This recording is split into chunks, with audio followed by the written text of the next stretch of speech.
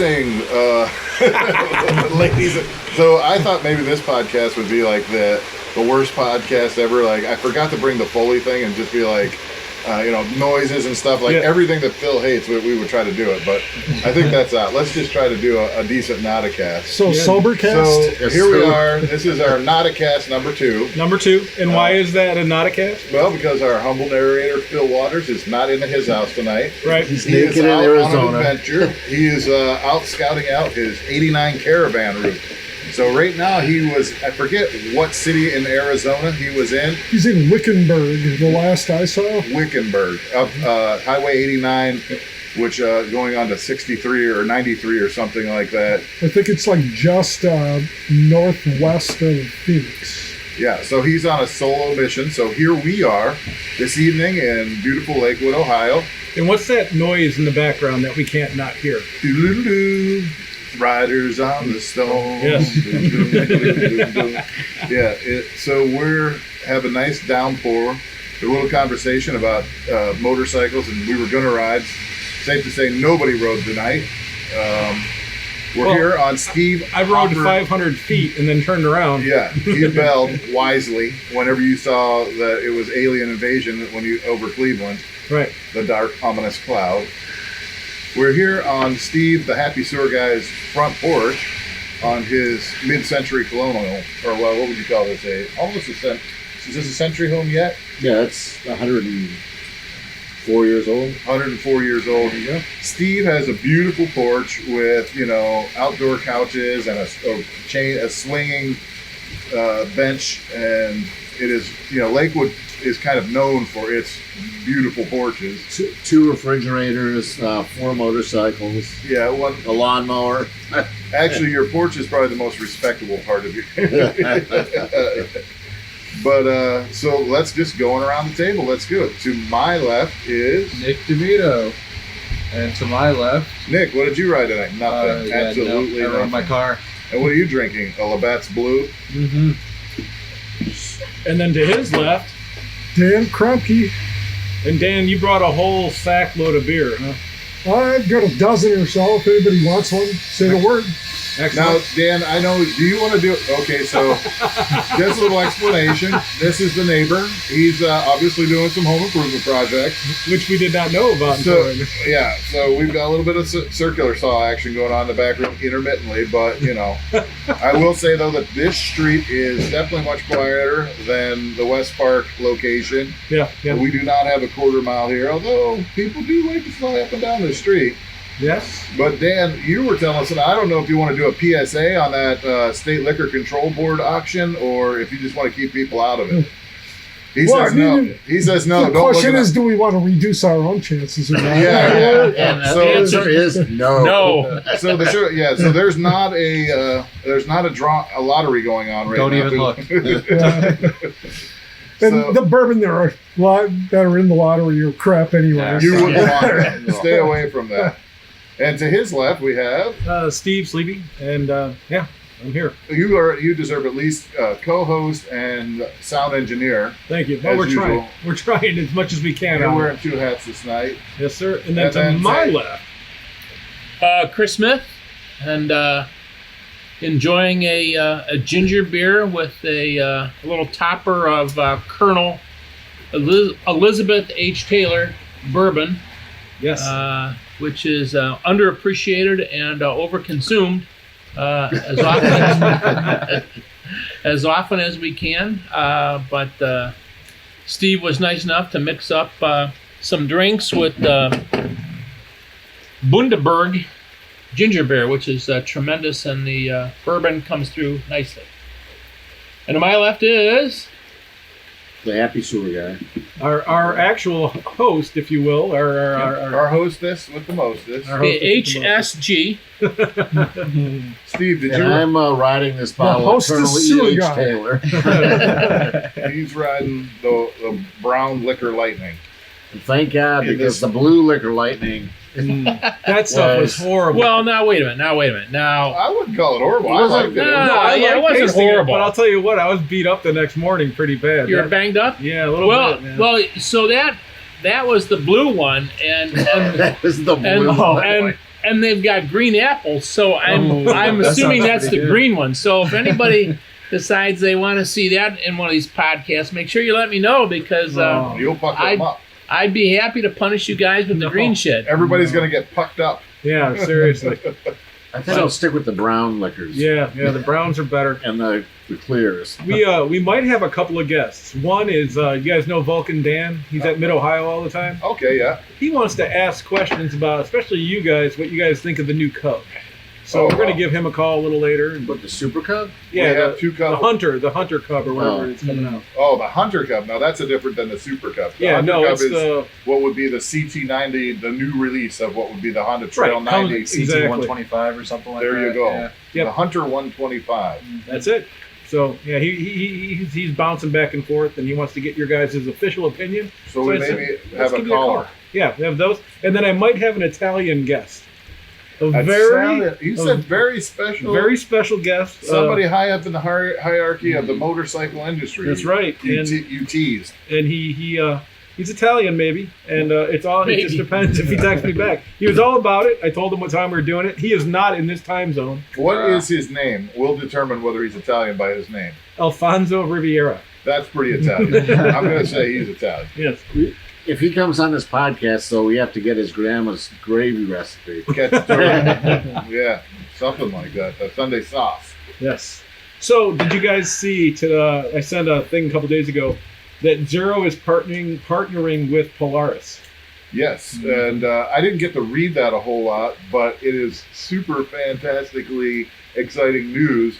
As I almost hate to even discuss this topic without humble narrator here, but I'm sure that we will definitely be talking about it once we get to a real podcast. I think we're going to touch on it, but yeah. And I can only imagine that he probably does have some inside information or some really good knowledge on it. But the article was pretty cool. It seems like they're going to focus on snow machines and off-road vehicles. yeah, So they're going to leave Zero doing what Zero does best, but I think probably just rape them for their powertrains and stuff Right. and put them in other things. I mean, because Polaris, let's see, I mean, that could be, snowmobiles. Right. That could be side-by-sides. Yep. That Three-wheel could be things. quad runners. What do you That, call? I hope that even includes wave runners. Oh, that'd be awesome. Right. Well, that'd be The a killer in a slingshot? snow machine. Would they make an electric slingshot? Maybe. Because that Polaris makes a slingshot, huh? Isn't it? No, well, Or is then, that- okay, so the Can-Am Spider is by Oh, that's Can-Am. right. That's right. Right, but Polaris has something. But yes, you're definitely right. But here we're a little bit out of our depth. Somebody get the Googles out. Let's use the power of the internet. You have a laptop there in front of you to see. Yeah, but I'm not connected to the interwebs. Oh, Plus, I don't makes wanna- the slingshot. that's what I think that's correct. But Because they're Indian, right? yes, they are. Yes. Indian is in American Indian, as in Right. Indian motorcycles, is what you're saying. Yeah. Right. Yes, and I think that what are they based out of Missouri or something, or what state? Minneapolis? Or Minneapolis. Missouri? I think Minneapolis, right. Okay. Because So- weren't they like directly competing with Harley Davidson for a while? Like when Well, they I did their- mean, if you would have to be if you're the only other American manufacturer. If I'm, now there's Janus and there's Cleveland Cycle Works right. and stuff like that. But But they I were mean- pretty sizable. they, there's Harley Davidson and they're producing Indian. So can we go back a motorcycles. few years? They did go bankrupt though, right? Like They had Victory a- and Polaris kind of Who's they? stopped. Victory and Polaris, right? Well, yes. No, Victory. they stopped producing victories Okay. to put their energy into Indian. It Yeah, wasn't that. It wasn't that. I think Victory it was I would call it a restructuring without filing bankruptcy, maybe. I don't think they were losing money, but I think they wanted to put all their resources into Indian because that's more like a Victory is more of a futuristic bike, and Indian was more of a classic style, higher tech bike. And I think they just decided that if they're going to instead of developing two lines, because there were divergent lines. I mean, the engines were different. I don't think they shared very few parts between. I mean, maybe 20. I think it was 20%. Kickstands. They shared the same kickstand. Well, probably, and that was, but for 20% of the, I mean, if you're going to do engineering, that means you're doing 180% of the engineering for two lines, or 100% of the engineering for one line. So I imagine it saved them some money, but I don't think Victory necessarily was.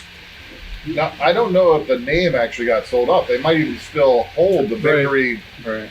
franchise in their pocket, that they could maybe resurrect that if they decide, if sales warranted it. If they started selling, if they decided they needed like a down market model or something, Right, then they could pull it out. off of Indians or something, they wanted to sell something that wasn't $26,000 to start with or something like Right. that.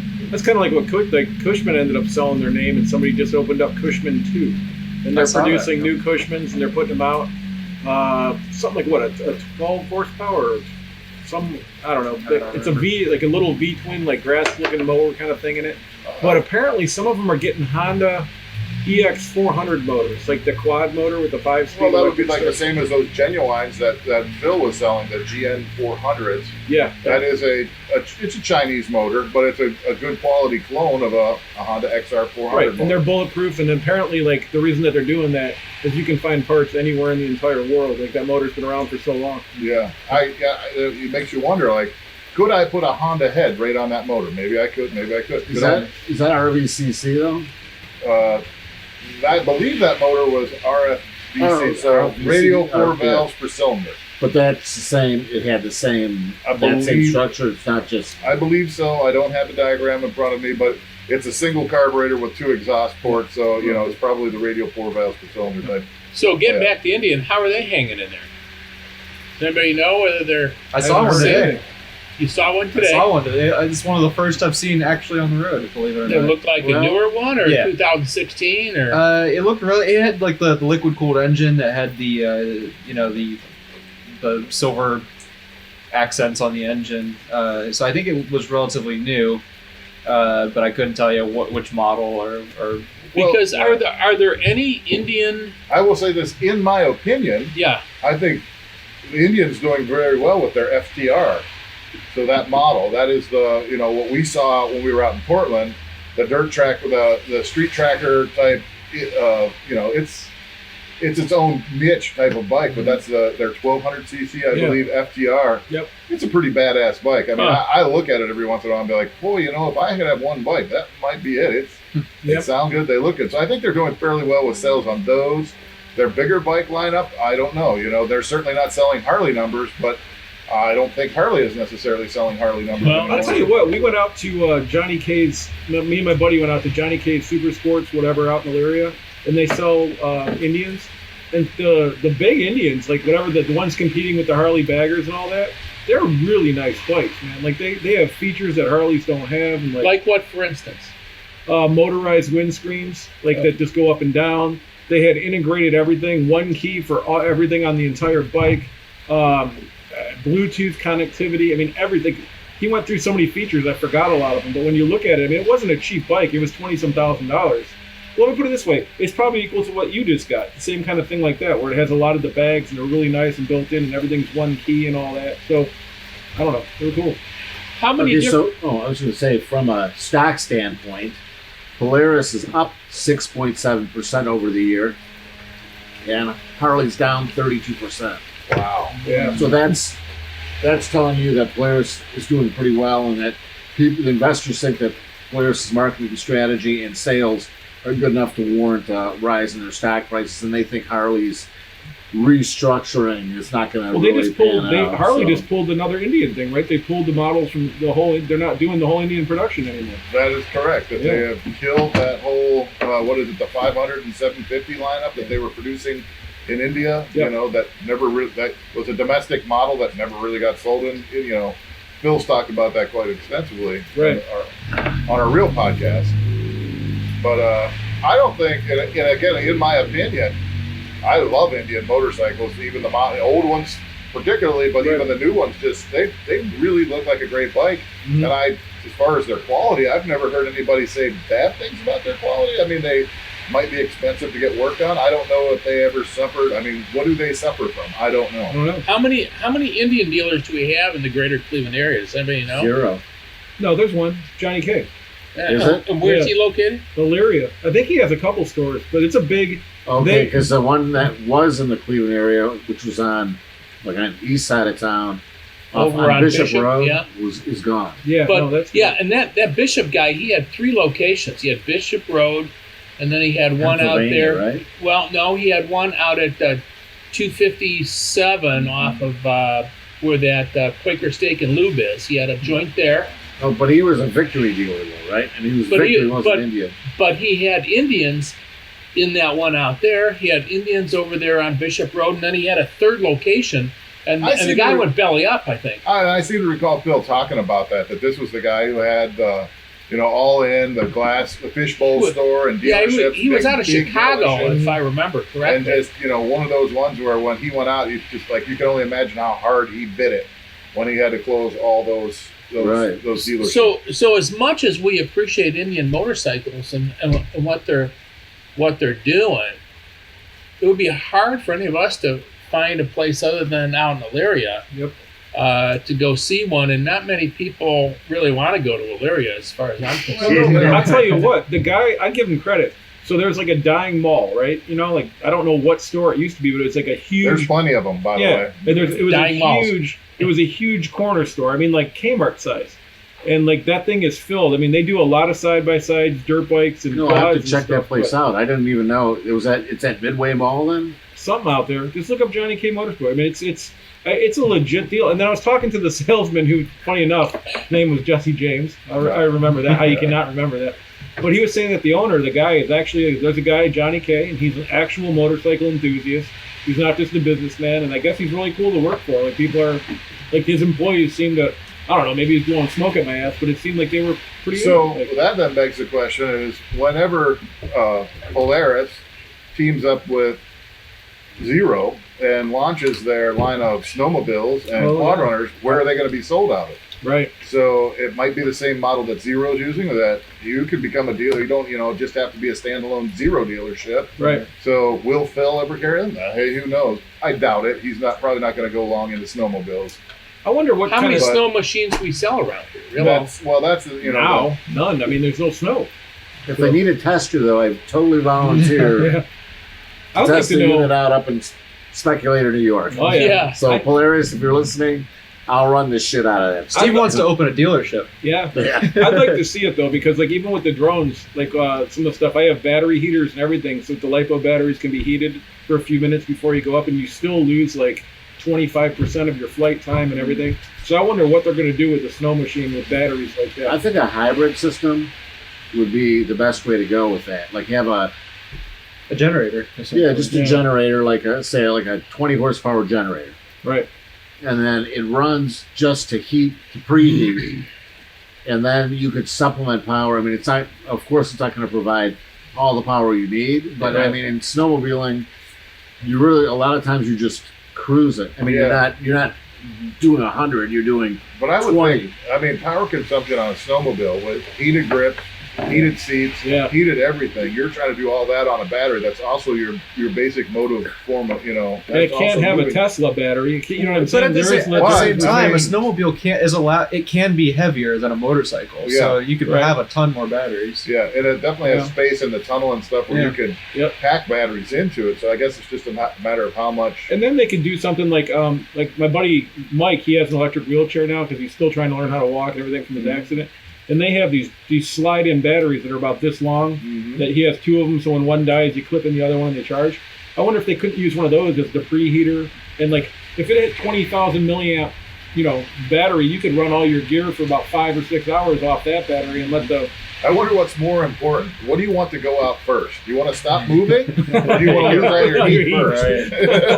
Well, that's what I'm saying. That if you had a 20 horsepower, maybe you could stop and you could carry 5 gallons of fuel, and then you could just stop if like when you're resting, or like when you go into because snowmobilers basically go from bar to bar, or from fill up, they go along, they find a bar, they get shit faced, and go on to the next thing. Well, and okay, so you could just leave it out in the. Let's just start with the baseline. It has a 100-mile range.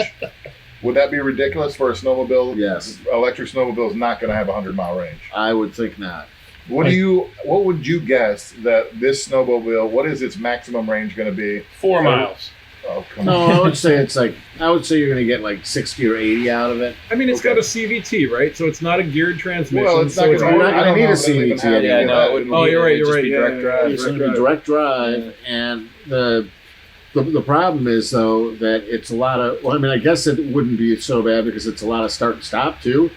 So you might get a little more range out of it because you could have regen. Yeah, but then too, like you don't on a snow, and I don't know a whole lot about snowmobiling. You're much more of an expert, but on a snowmobile, don't you just kind of let go of the throttle and that's how you slow down? How often are you actually hitting the brakes? Well, that's why regen would work.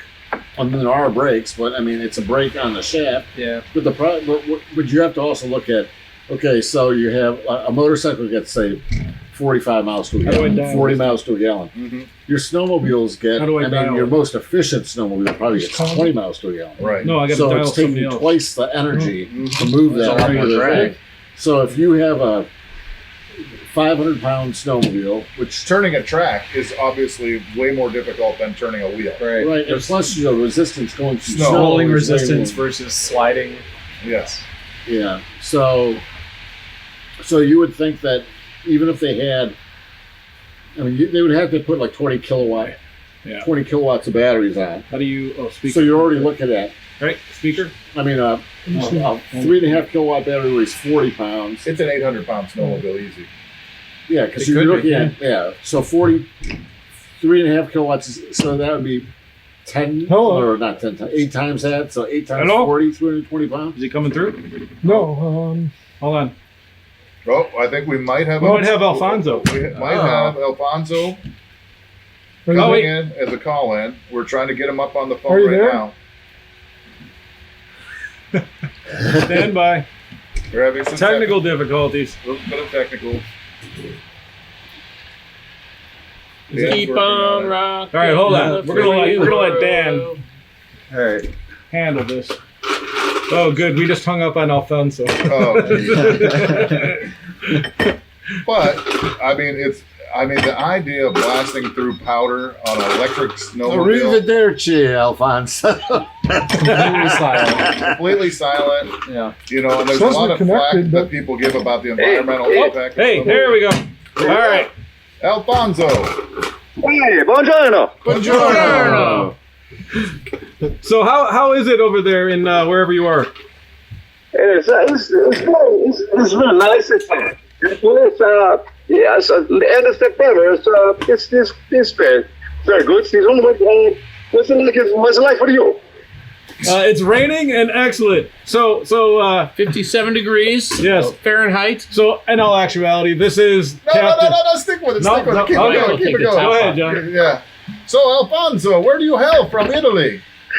You're gonna walk down all the way out the back door, aren't you? Yeah. So in case you don't know, we have contacted Phil, who is scouting the 89 Grand Caravan Yeah. rally for next year, and he's doing it all solo by himself. This just turned into half a podcast. It's just my, Yeah. Yeah. So how's Well, Nice. the trip going? I'm doing Nice. really well. It's kind of fantastic. It is hotter than balls out here. What is So, the temperature where you're at? Well, actually, where I am, it's got a little bit cooler. So where I am right now, it's only about 90 degrees. This morning in Phoenix, it was 100. When I rolled out of town, just in time, the temperature was on its way it was headed for 106 degrees. Wow. So I don't know. how is the trip so far? Like, is the route everything you thought it was going to be? Yeah, it's been very well. I mean, the van is run optimally. I have not bought a motorcycle yet, so that's Oh. kind of, yeah. So Hey, we're having a drink in your honor. Oh, there you go. Yeah, it's a little too early for that for me right now, only because I've got quite a bit of driving left. Do you Yeah, you have a destination? Do you have a hotel room already lined up that you're trying to make it to? No, I don't. This is kind of the freestyle part of the trip. Is just trying to figure out how much we can take in, or how much I could possibly ask the guys to take in one day. And today's, so far we're looking at about 200 miles. Which that's not awful. I mean, if you drove it straight, that's 5 or 6 hours of driving. right. That's right. But the problem right now is that it's not quantity; it's quality. It's not what? It's not the quantity; it's the quality. Oh, okay. Gotcha. So, but you took a Powell, or what did you take with you? for delivery? I brought a Nissan Pal, and I delivered that to Oklahoma City. Okay. And then I put that part, that was a big part of my trip, and got paid to do that. So that helps offset some of the gas money, Yeah. And I've got and then when I dumped the Pal off, I also dumped off the trailer, because the trailer is a U-Haul. So there's no reason to drag it across America. So you're saying even as a professional, it's better to rent a trailer for most occasions? Yeah, here's the real deal. If you spend $5,000 on a trailer, because you want a trailer big enough to haul a car, right? If you spend $5,000 on a trailer, well, every time you use a U-Haul, it's going to cost you about $150. So you got to use a U-Haul about 40 times, to get to that break-even point. Well, and you have no maintenance then either. You don't have to worry about anything because you're getting a perfect trailer every time. License plates, nothing, none of that stuff. Yeah, absolutely none of that stuff. So are you guys in a position where I'm sure that you guys are in a position now where you can see this thing? Oh, we're losing you. Momentarily, I'm going to put you on the speakerphone just so I can do this for you. Just for fun, I'm going to take a picture of where I am right now. You're coming in loud and clear. All right, so I'm going to take a selfie, and then I'm not going to tell you where I am, but I'm going to let you guys guess where I am. Oh. And then if you guys can guess where I am, I'm going to send it to Sleepy's phone, right? So Okay. we'll use Sleepy's phone. All right, cool, excellent. And then you guys can take a look at that picture, and see if you can figure out exactly where in the world is Carmen Sandiego at this exact moment, because it's pretty special. And that goes along with what you were saying. You're looking for quality in this trip. You're not just looking to put it on miles. You're looking for interesting places to stop, things that somebody could check off on their list. Wow, that does look Grand awesome. Canyon, Flagstaff, north of Flagstaff. He's showing it to the camera right now. Yeah. There you go. Hey, Mouse. Yeah, I don't know. So Phil, just to describe it, Phil has a beautiful panorama behind him of what looks like a valley, red rocks and stuff like that. Is that called the Painted Mountains or something like that, or the Painted Hills or Painted something? desert. No, I'm on the southern rim of the Grand Canyon. Southern Oh, Rim. of the wow. That's what I Grand guess. So I got that that right. I is- think Happy Sewer Guy was the winner there. Yeah. Yeah, I'm at the southern rim of the Grand Canyon. So looking out for what I can see in front of me, as you can see, is the frickin' Grand Canyon. That's Phil, it. can I just ask you to watch your step, please? Yeah. Yeah, I'm right at the edge too, so I managed to get off the trail and Watch get up that here so I selfie have a taking. good No view. cliff selfie taking, please. Right, exactly. Yeah. So hey, it looks I've like got you a- found a tiki bar last night. Yeah, I went to a place called the Undertow, which you guys absolutely have to look it up. It's a fantastic tiki bar, but it's super small. So realistically, maybe they could hold 20 people, maybe 25. It is a tiny little tiki bar. And so it's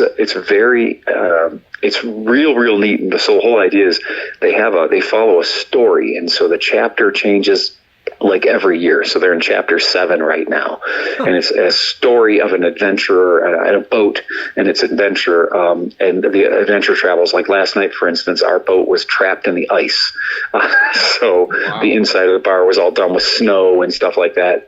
105 degrees outside. I'm in the basement of a coffee shop in a tiki bar, and like ice cold wind, snow, and fog is blowing. How cool is that? Excellent. Yeah. That's pretty neat.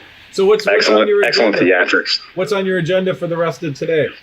Well, so it being as though it is only 5 p.m. and I am sitting literally enjoying the view of our Grand Canyon at the national parks. What I'm probably going to do is I'm going to be here for a couple more hours. I'm going to go explore some of the other overlooks because I'm trying to, sort of set up a route for this road rally.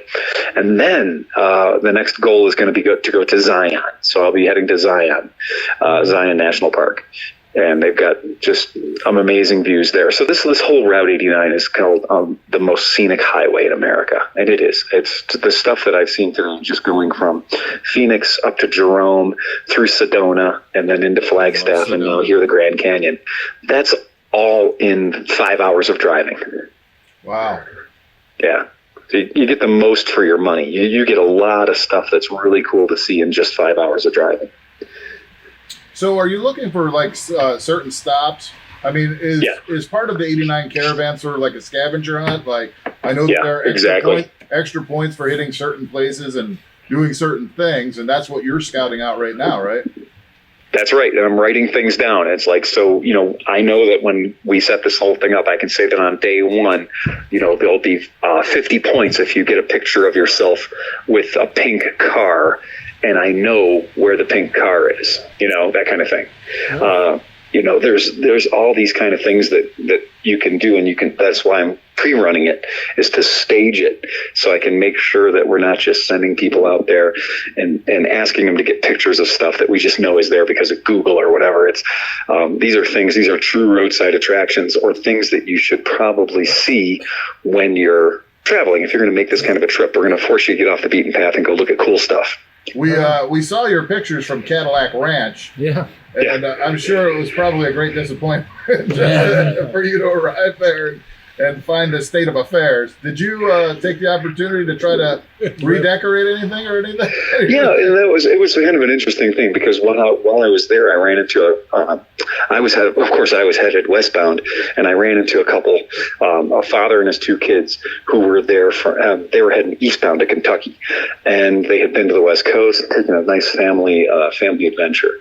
And they decided that they were going to stop at Cadillac Ranch, as you do. I mean, this is it. It's Amarillo. There is nothing else in Amarillo that you want to see when you're driving across America. This is, Cadillac Ranch is kind of the thing. So if people don't know, Cadillac Ranch is what? How many cars, Phil?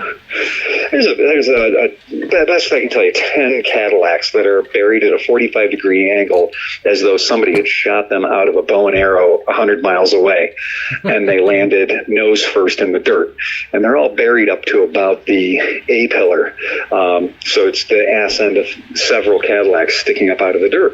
And it was an art installation from a long time ago, and ever since it went in, I guess the idea has been to kind of leave your mark and put your name on it and where you're from, and your own personal little graffiti on there. And so there'll be errant spray cans laying around if you didn't bring your own. And you just tag it, and it's an interesting thing. I call it it's like a 3-dimensional bulletin board. You can say, Phil from Cleveland or whatever, and it's just a neat thing for travelers to all kind of have a little ownership on that.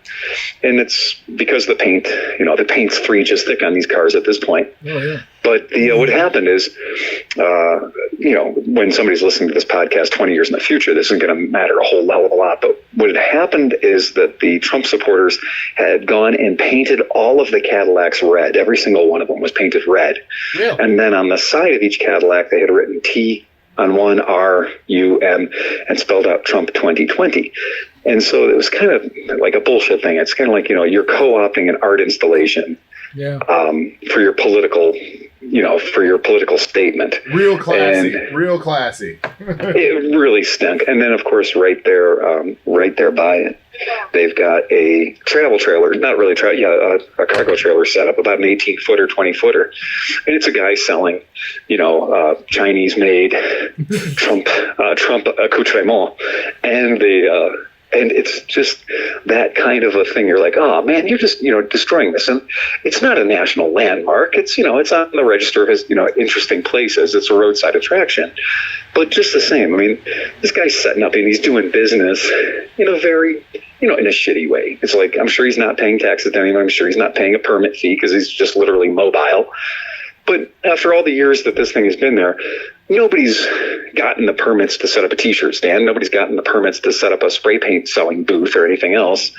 Right. But yeah, this guy's set up, and the guy from Kentucky and his 2 kids were pretty sharp too, and they were like, kind of baited the guy in, or kind of dragged him in. Did a better job than I did, by the way, of feigning interest, and got the guy involved in a conversation.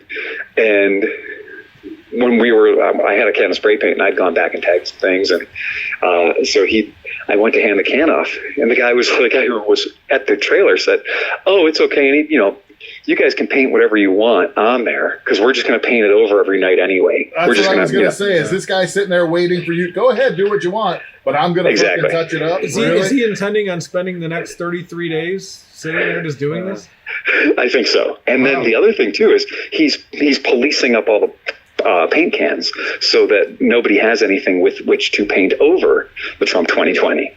So there's just like they're going to a lot of trouble to make sure that they maintain control over this this art installation. Well, when it's over with, he'll be like, "Dad, I have the black lung."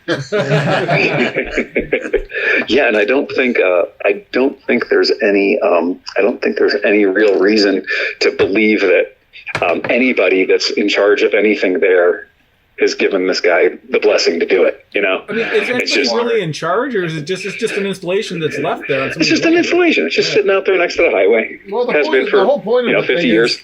is that nobody's in charge, Right. but yet this guy has tried to take charge. Yeah. Right. That's exactly it. Yeah. For his own purposes. Yeah, he's appointed himself in charge of the area. In fact, he's telling people rules, and that kind of thing. And it's like, okay, just, Yeah. And just. and it doesn't matter who he was for. It's just not the place for any political stuff at the end of the day. Yeah. Right. Oh, exactly. Yeah. I think someone needs to spray paint his trailer. Yeah, well, this was the one idea that the buddy from Kentucky had, and that I kind of agree with. We were like, oh well, go back there and start painting it over extremely heavily, and then somebody call attention to the fact, oh my God, yeah, that guy's just took it from saying Trump to being like rump or whatever, made it stupid. Let him go over and respond and try to fix things, and then steal his fucking trailer. It was suggested that And he has just a be- 2 1/8 and inch just- ball, Phil. And you just have make it that up. can haul it. just make off of it. No, you're going to steal it permanently. You're just going to relocate it. Just to improve the property value a little bit. So where are you heading? Where are you heading next on this grand journey? So I'm gonna roll out of here and I'm gonna head up to Zion. And so we'll go to Zion, which is pretty rad. Here's another kind of a kooky and fun thing that you might not know. Has anybody been to the Cadillac Ranch? If you have, you'll know that right next to it is a place called the standard grade beef processing plant.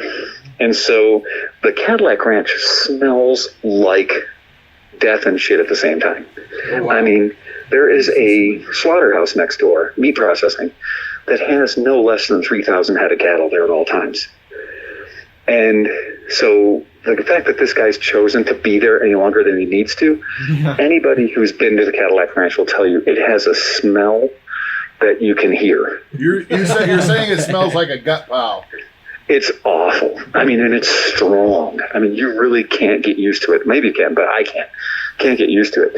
And I was like, well, the advantage to that is just knowing that this guy has to smell that all fucking day as he sells, Chinese-made hats and T-shirts. Well, that's commitment. Flags. Yeah. So that's his payoff. So yeah, so far it's been a blast. I can tell you there are 2 motorcycles that I have seen in excess of. Would anyone like to guess what the 2 particular brands or models of motorcycles I have seen since starting this journey in the highest possible numbers? Gold wings. No, and that's actually, they're in the minority right now. Really? Wow. Choppers. Yeah. They're some kind of No. a chopper. No. Big ass American baggers, Yeah. big ass American baggers, and Moto Guzzi, California. BMW adventure bikes. Oh yeah. Adventure? Okay. BMW adventure bikes. This is it. This is the part of the world where they all are. Every single road I'm on, the canyon roads, everything. The roads from Phoenix up, Highway 89, Highway 89 up to Jerome and onto Sedona. The sign, I wish I should have got a picture of it, said dangerous curves and steep inclines. And they're not kidding. I mean, you would talk about the Dragons, Highway 129 is 411 turns and 18 miles or something. This puts it to shame because it just never stops. Oh yeah, 89A is awesome. Yeah, 89A. It's But it's insane. like you're doing like 360s. Yeah, absolutely. Or you get dizzy. Yeah, and there were so many points where I know that I was at my suspension stops, in a 4D350, and it's just freaking. It's fantastic. It really is. So I'm really looking forward to doing this trip next year in a $1,000 car. Yeah. So because we are really going to have to reassess the way that we're thinking about doing it, because the first day, this would be day one. Day one is, 200 miles of extremely technical road. So you're talking the $1,000 car better have like $900 brakes on it. Better have $900 brakes and $1,000 for the tires and suspension, because it's just freaking. And the elevation changes. I started at 1,000 feet, was up to 6,000 feet, was back down to 1,000, and now I'm up to 6,000 again. Wow. Chewing gum is your friend. Oh yeah. What's that? Chewing gum is your friend, so your ears don't pop. Oh yeah, chewing gum, and as I'm finding out right now, good air conditioning. So I've recharged. I had to recharge the AC in my van before I took off, and it is like, the motor you need going up and down these hills. You don't come short of motor. Because it is.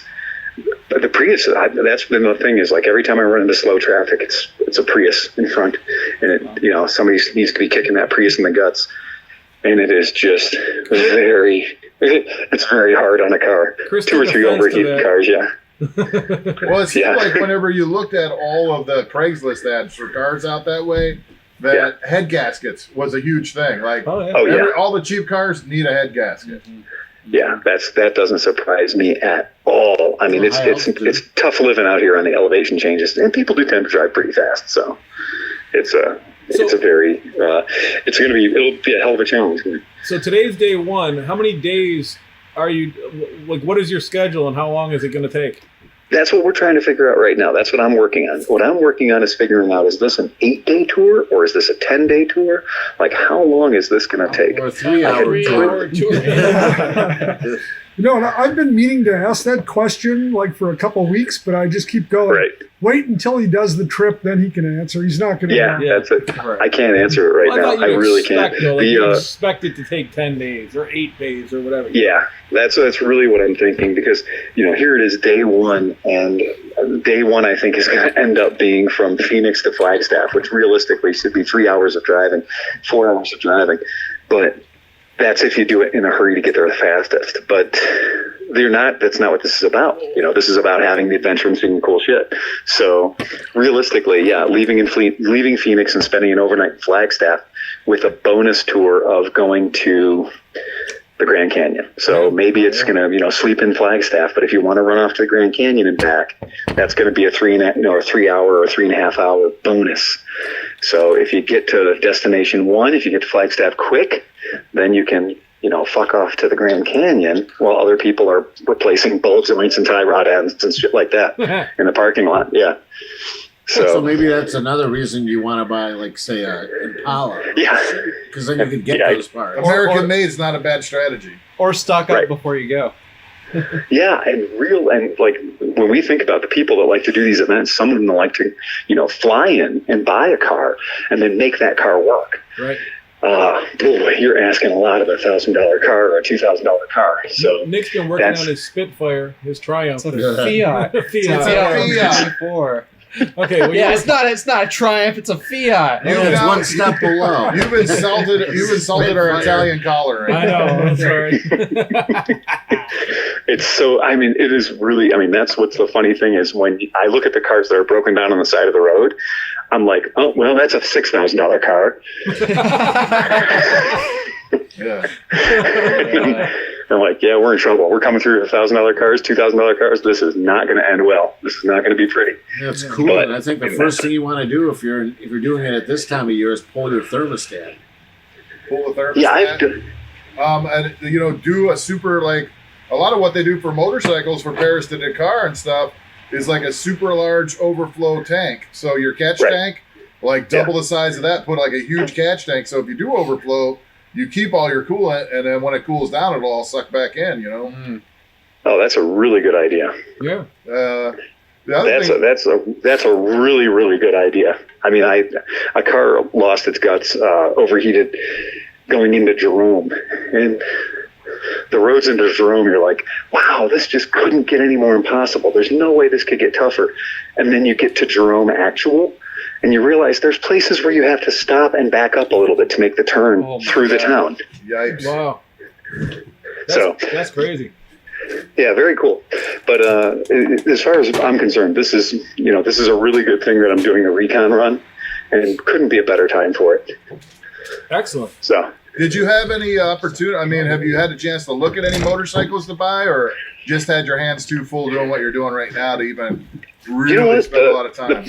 The prices are so high, and so the stuff that's listed is super duper expensive. And then not only is the stuff that's listed super expensive, the average Facebook Marketplace user and Craigslist user, they're just pathetic. They're just hard to work with. Mm-hmm. And that's what I'm dealing with mostly. Mostly, it's like, I'm reaching out to people if I do see a bike that I think I want, or I think a bike that I think I can negotiate on and get it to my price, then getting the guy to respond.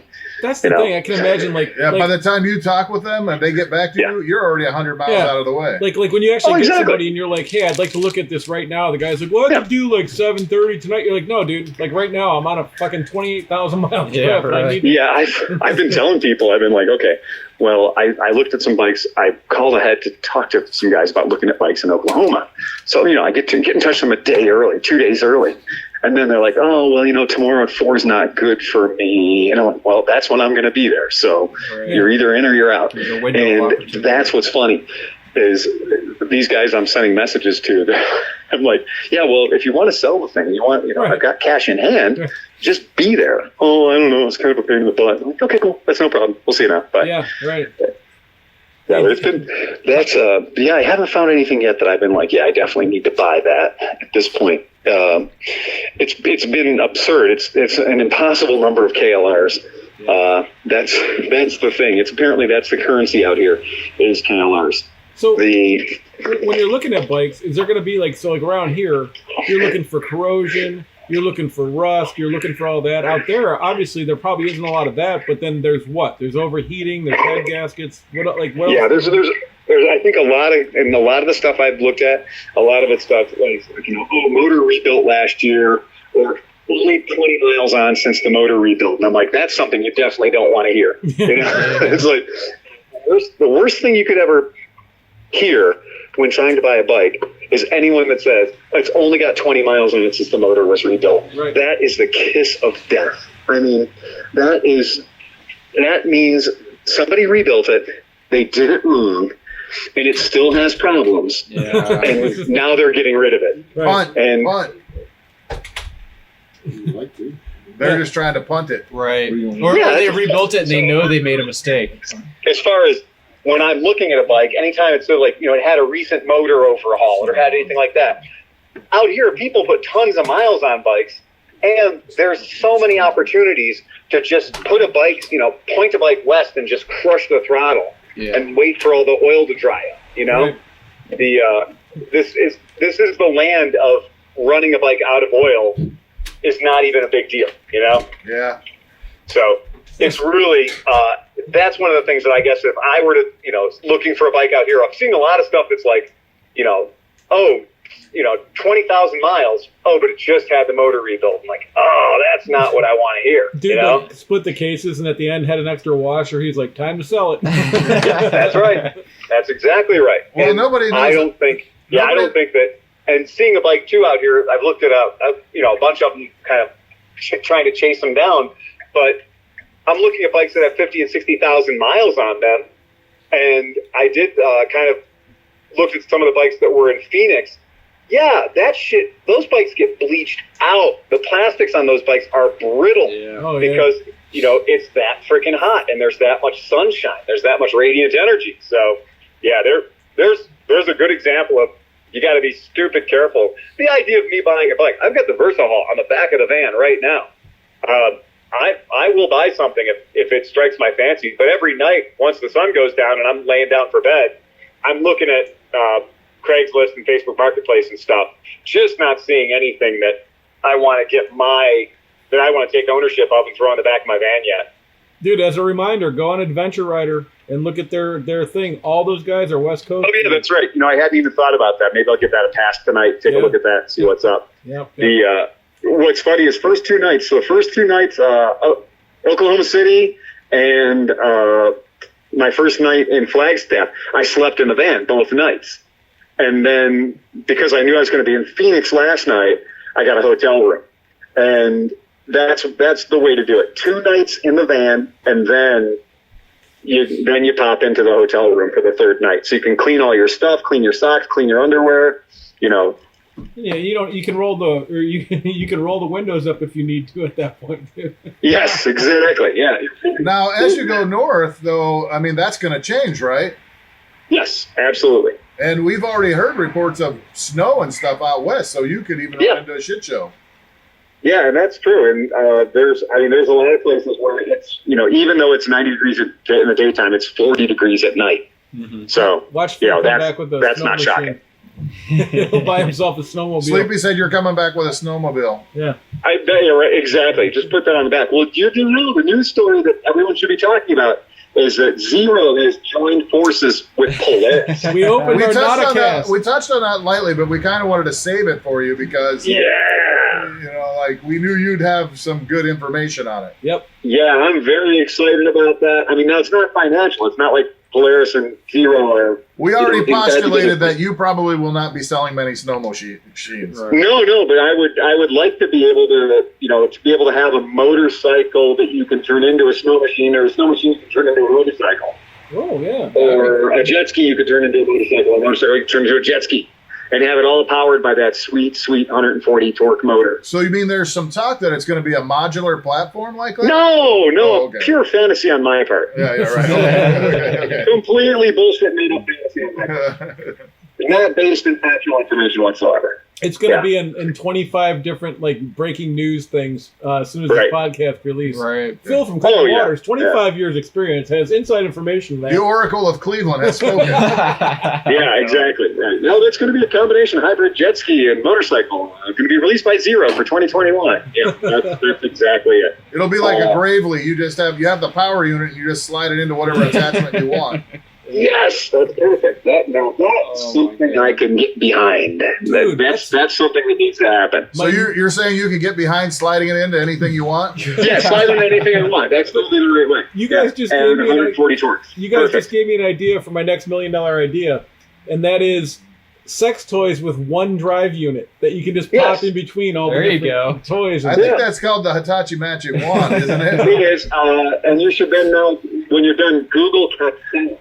If you can Google Capsella, that was a toy that could be anything you wanted it to be, but it had one power unit. Oh, I'm always late. I'm always late with my ideas, man. Yeah, well, it's okay. It was like 1984. Oh, so wonderful. So Capsella was a cool toy. You could make like boats and all, but it was all the ideas. These were capsules that were modular, and you'd hook them together, and power would go every which way. Okay, all right. Yeah, super cool. Yeah. So we were talking also a little bit about Indian and where Indian, you know, because you know the Polaris thing and Indian and Indian motorcycles and how they're doing. One of the things Steve looked up their stock price, and Indian is actually doing fairly well. Polaris, they're doing very well as a company, as compared to Harley Davidson's down 32%. Yeah. Yes, exactly. Yeah. And they cut their Indian manufacturing and all the other stuff too. Well, Harley didn't have 32% to give. Right. They just didn't. I mean, they didn't have 32% to give up. So you can only report that this year you lost 25%. Last year you lost 32%. The year before that, you lost 34%. The year before that, you lost 31%. Wait, that's more percentages than there are in 100. Well, do you think this is a direct result when they did that weird stock split? Like, I mean, that I think, you know, like it was kind of a fake thing. Like it made them look good on paper, but there was no capital behind it. Exactly. Yeah. So, yeah. Totally agree. Yep. All right, cool. Yeah, that's a real good way. Like I'm just finding out there's no access to Highway 89. Oh boy.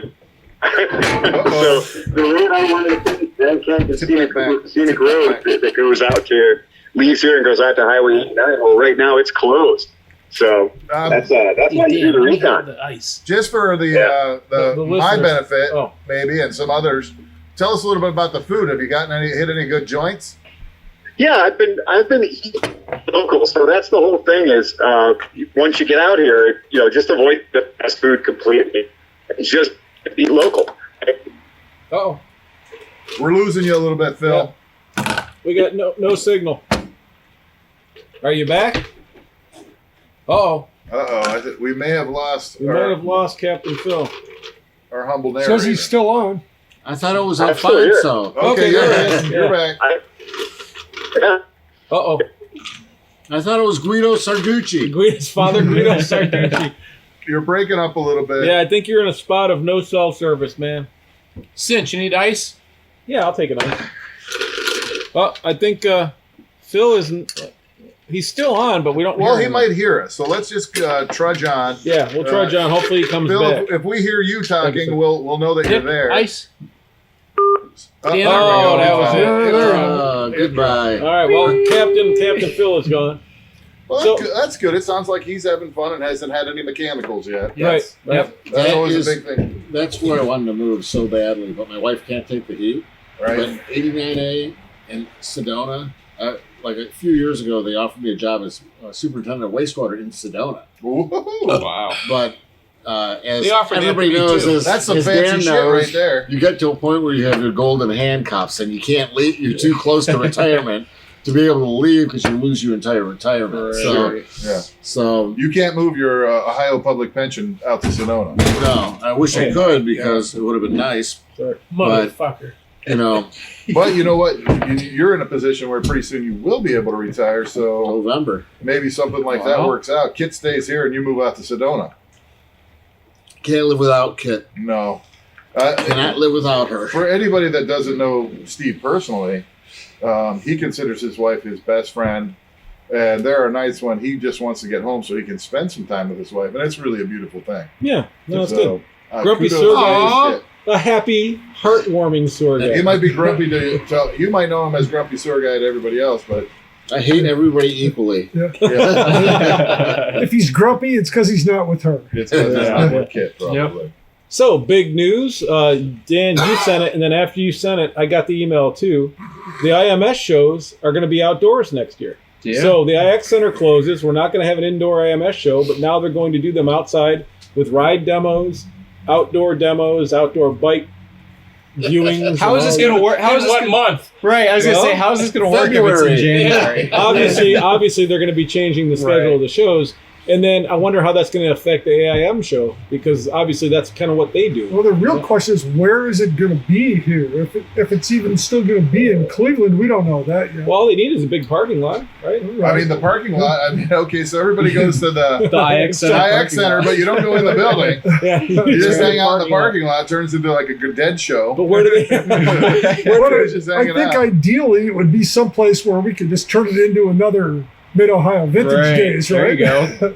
Honestly, Well, they're that kind of would be- stupid that for would not be just. stupid fun. If they would just incorporate with Mid Ohio, because they have the demos and they have the stuff there. You know, they can make that the IMS show. I mean, Mid Ohio didn't happen and isn't going to happen no matter what anybody says. right. So, What do you you mean, know, next year? You don't think it's going to well, happen? this year, Probably not. Not this year, but next year, I'm going to maybe it predict can it's happen. not. I But predict it's not you know, gonna it all happen depends next on where you stand Really? with the COVID and what's going to happen with that. Right. And, year. you know, are we going to get a vaccine? Are we not going to get a vaccine? Even if we get a vaccine, they're talking 2/3 of people aren't going to take the vaccine, and Right. you know, now, but at the same time, here we sit.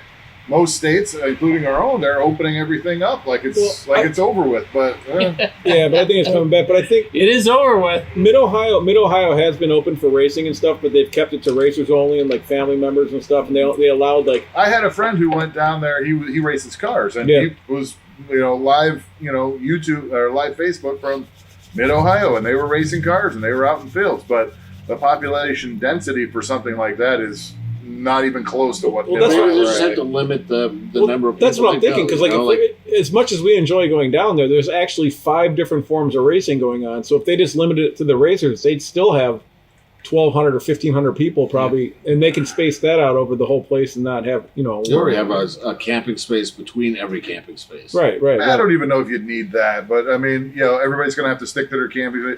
It's the choke points. You just don't want large groups Yeah. of people Right. anywhere. Yeah, maybe So- they have to make everything one way. You know, Shut like down you the come in one grandstands. way, Nobody's going to be sitting in the grandstands all huddled together. Right. But you can space yourself. Could be along the fence. Yes. I mean, Well, but there's- also there would just have to be there's more. probably 30 miles of fence line that you could stand There around. would just have to be more cleaning in general for all the porta potties, for all of That's the almost like you want concessions, self-contained. I That's mean, not going to happen. Yeah. one in. No. What are you gonna have a one in, one out porta potty? Like Yeah. oh god. I'll be buying one of those Home Depot toilet seats that you stick on a 5-gallon bucket. It's No gonna be showers, no really anything. stinkier than usual. If it happens, I have an RV and I have a toilet. And Yeah, I could do it. The truth is, there's no reason you can't use a public toilet and just use hand sanitizer afterwards and be Just pretty rub down much the as safe place as you with were hand sanitizer. before COVID. I mean, have if it's a decent toilet and has ventilation and it's aired out, and Yeah. you know what I mean. You wash your hands when you go leave. You don't touch your face. But think about this. The good Think about question: Mid-Ohio. Can you get COVID from shit steam? That's a good. Right. That's a good question. No, but think about this. At Mid-Ohio especially, but any event. Depends on how strong the steam 7 is. a.m. to like 3 p.m. will be fairly safe. Mhm. And then 3 p.m. to like midnight, when people are just hammered and they forget about everything. Well, that's what happened here in Ohio. They closed the bars down at 10 because Right. Stupid. everything went to the wayside after 10 o'clock, and When it's they like, say it again. Show Yeah, up. but the problem now is that if the old guys drink early, and now all the kids are coming in early and crowding the bars when the old people were in there, like the regulars, whatever. You come in after work. it might sound Yeah, harsh, beer but I'm and- willing to sacrifice the young people who are much less susceptible. I mean, one of my, I said 3 months ago in March, I was like, the first people back would be the 20 to 30 year olds, and then I'd probably roll out like the 30 to 40 year olds because their likelihood of survival and that they get, it's very, very small.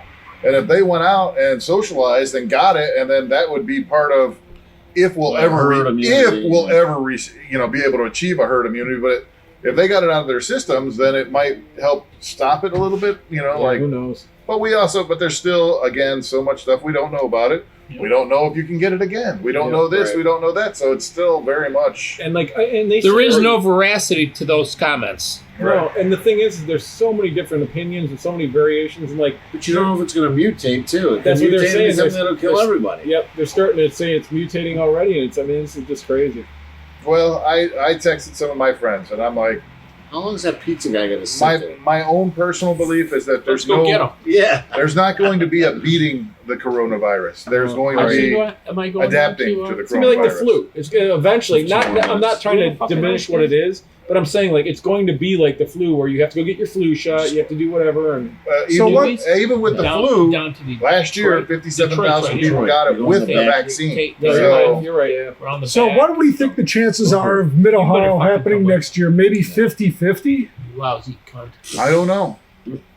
If it happens, I probably would go just because I got to live my life. I'll Well, give it up yeah. for one right, year, and- but I'm going And to. just be smart. You know what I mean? Just I'm not going and I'm not getting into the mud pit and hugging people and doing whatever. Would you guys wear a mask? Until after 3. I would. I wouldn't wear a mask anytime I left my campsite. Anytime I was Yeah. had to be within more than 6 feet of somebody else, I would try to do that.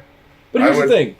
I wish mask technology was getting a little better. I mean, like you should have like the perfect like portable air Well, units and the stuff. history like has kind of shown, though, that viruses mutate into less deadly forms Right. when they first cross species line, because the virus propagates itself better if the host doesn't die right away. Absolutely. Plus, we've gotten really good at isolating the people who have it, so that should speed that process up in theory. And- Whether it does in practice is a different question. And if you think about the last couple of years when we all went together, like we pretty much hung out with each other, except for like the occasional Right. talking to some old man or Buying Yeah, if you something don't at go the down to the slot burnout pit where there's fucking 100 people all packed Right. together, you Yeah. might be all right. right. Yeah, the disco. I had that problem. really also feel that the vaccine's one small part of it. It's not the biggest part of it. Is the actual treating people who get sick, and the better we get at that, and we've already gotten better at that. We've learned that for a lot of people, a ventilator's not the right way to go. That was actually causing some problems. That my buddy's an ICU nurse. And he's like, no, we just dose them with a lot of oxygen now. But in America, we did the ventilator thing really hard, and that made it worse for some people because we wanted to put them on the ventilator to contain the disease so that they weren't exhaling and spreading it to the entire unit. Whereas it's actually better if you go back and look at like the Spanish flu. the best thing they did was did outdoor treatments. When they got overloaded to where they had to go out into tents, the people who recovered way better. The transmission lights were way better because it was open air. Right. Yeah. So the worst thing, but then I also read an article about, here we go. We're going into an Ohio winter.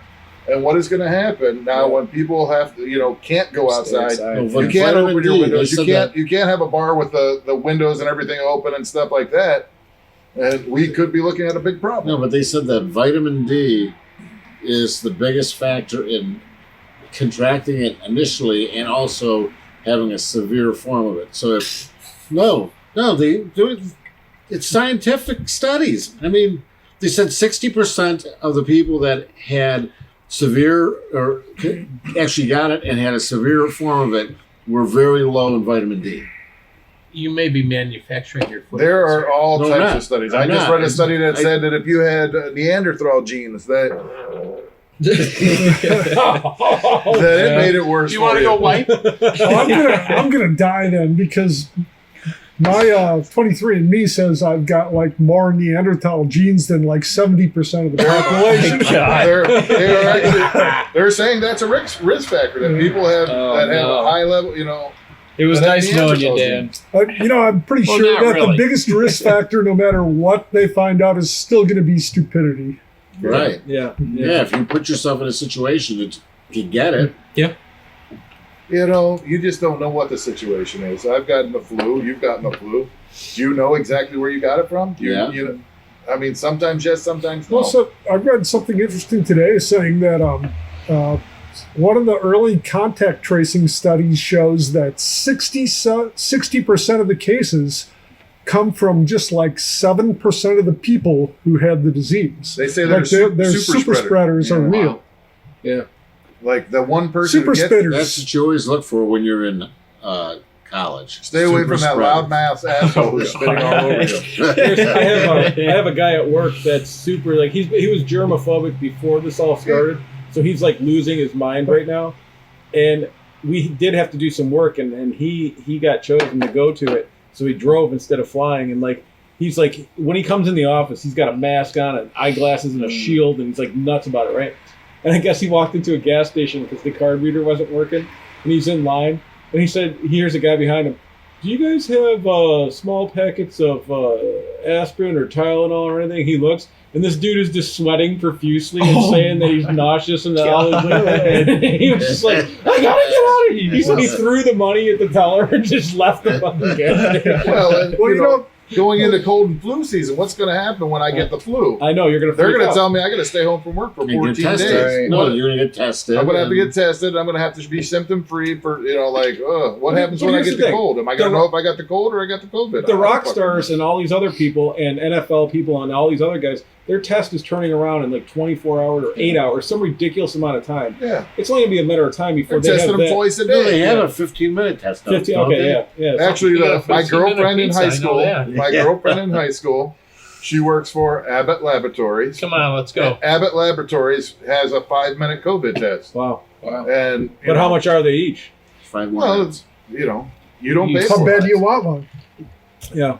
Well, that's true. Well, not to change the subject or anything, but I also heard that the AIM Expo has been postponed for the second time. Yeah. Which? Again. AIM. The AIM Expo has been postponed. It was going to be in January. Now they haven't given a date. They postponed it again. And technically, Mid-Ohio is postponed too, but that's just mainly because they don't want to give back the money, Right. A lot of people had already paid. I mean, the way that works, people a year ahead of time have paid their money. Right. So at what point do you take the hit and say, hey, you're either going to be screwing all those people and just say, sorry, you're not getting your money back, or we go out of business and this never exists again, or, I don't know. Or keep the money. Everybody talks about 2020 being a shit show. I guarantee you 2021 is going to be the real shit show. Because every time you hear about a restaurant going out of business or a business, any business going out of business, that's not just the person who owned the place getting fucked over. That's all the employees just got unemployed. Everybody, it's a rough game out there right now. So did you guys hear about Colorado at all? CDOT, Colorado's Department of Transportation? No. they've started face. they've started a program to try to convince people to wear gear. So at all the motorcycle shops and motorcycle gathering places, they've created and spray painted the human cheese grater on the floor. All right, good. And so they literally like painted like giant cheese graters, saying like, if you don't wear your gear, you'll be cheese grated. Yeah. What is that? It's a human cheese grater they're painting on the ground. So they're doing it at all the motorcycle dealerships and stuff in Colorado. So like when you go there and you're buying a motorcycle, That'll leave a mark. They want you to like get a helmet, get a jacket. Oh, get gloves, okay, I and get they're it. saying that like, you know, if you don't wear the stuff, the pavement is basically a human cheese grater. Don't dress for the ride, dress for the slide. Right. Or dress for the grate.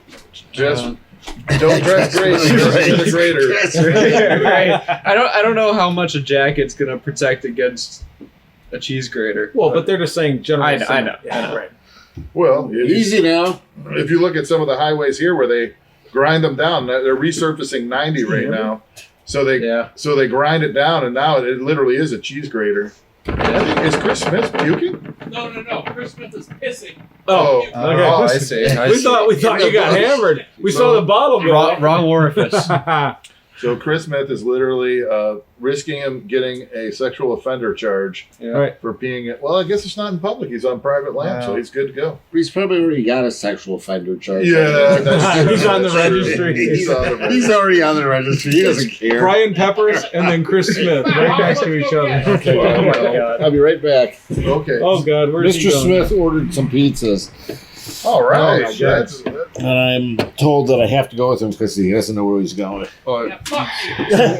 you mean so we're supposed to try to keep this thing lit without a couple of our star flares? I know. All right. Well, we might struggle. I'm gonna take five. lean on my good friend here to my left. I have a topic. Yeah, well, and it's not necessarily motorcycle related, but I don't Okay. think it really needs to be because this is not a podcast. Not a cast. But moving forward, and I'm not saying next year, but maybe the year after, when things start to get back to normal, Yeah. what are you guys most looking forward to? What am I going to do that I haven't been able to do now? Well, just taking a vacation because my strategy has been to not take any of my vacation this year. Mm-hmm. I get another week next year, and I'm going to try to roll a week. So I you should can have. combine. You can roll them. I can roll at That's least nice. 1 week or. Damn, And see, so I can't. I'm hoping to have 4 solid weeks of vacation. Ooh, So yeah. I would like to take one of those solid weeks of vacation and do something epic.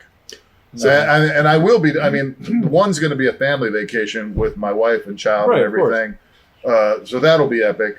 Another, the rest of them are going to be spread out and just trying to hit anything I can that I think I can do safely. With anytime my friend has a party out at Block Island or a this or that, just trying to get out there and do that kind of thing.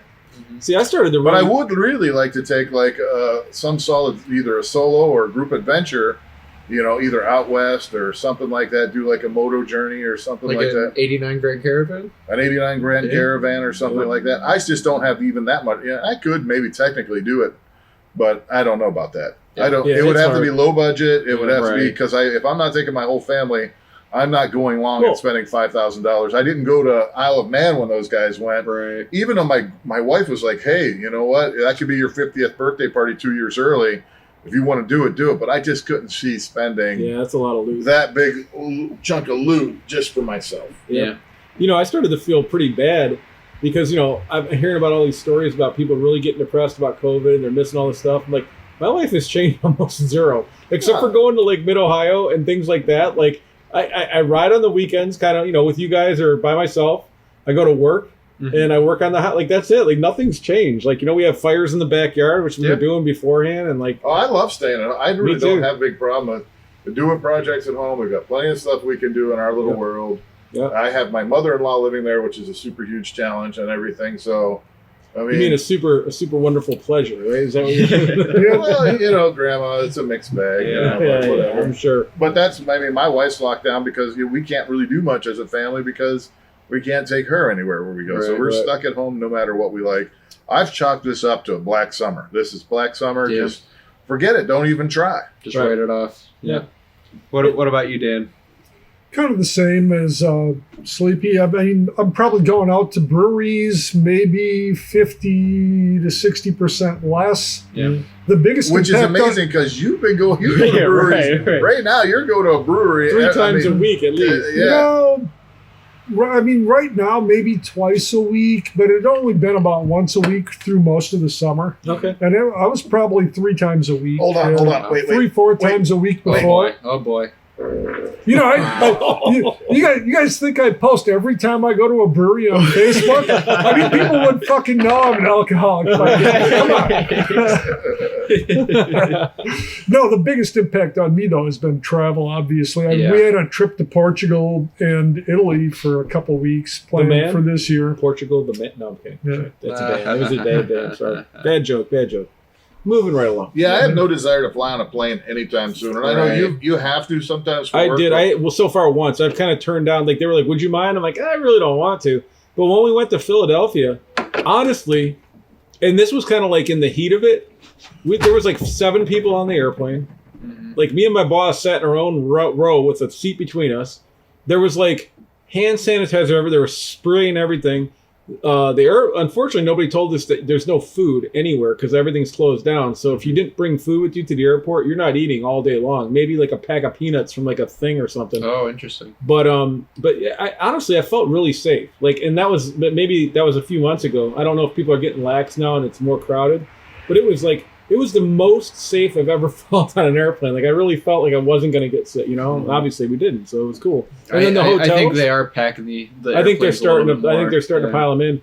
But another thing was the hotels. So like our hotel, when we got to Philly, it was sanitized with a sticker on the door that said this room has been sanitized and sealed.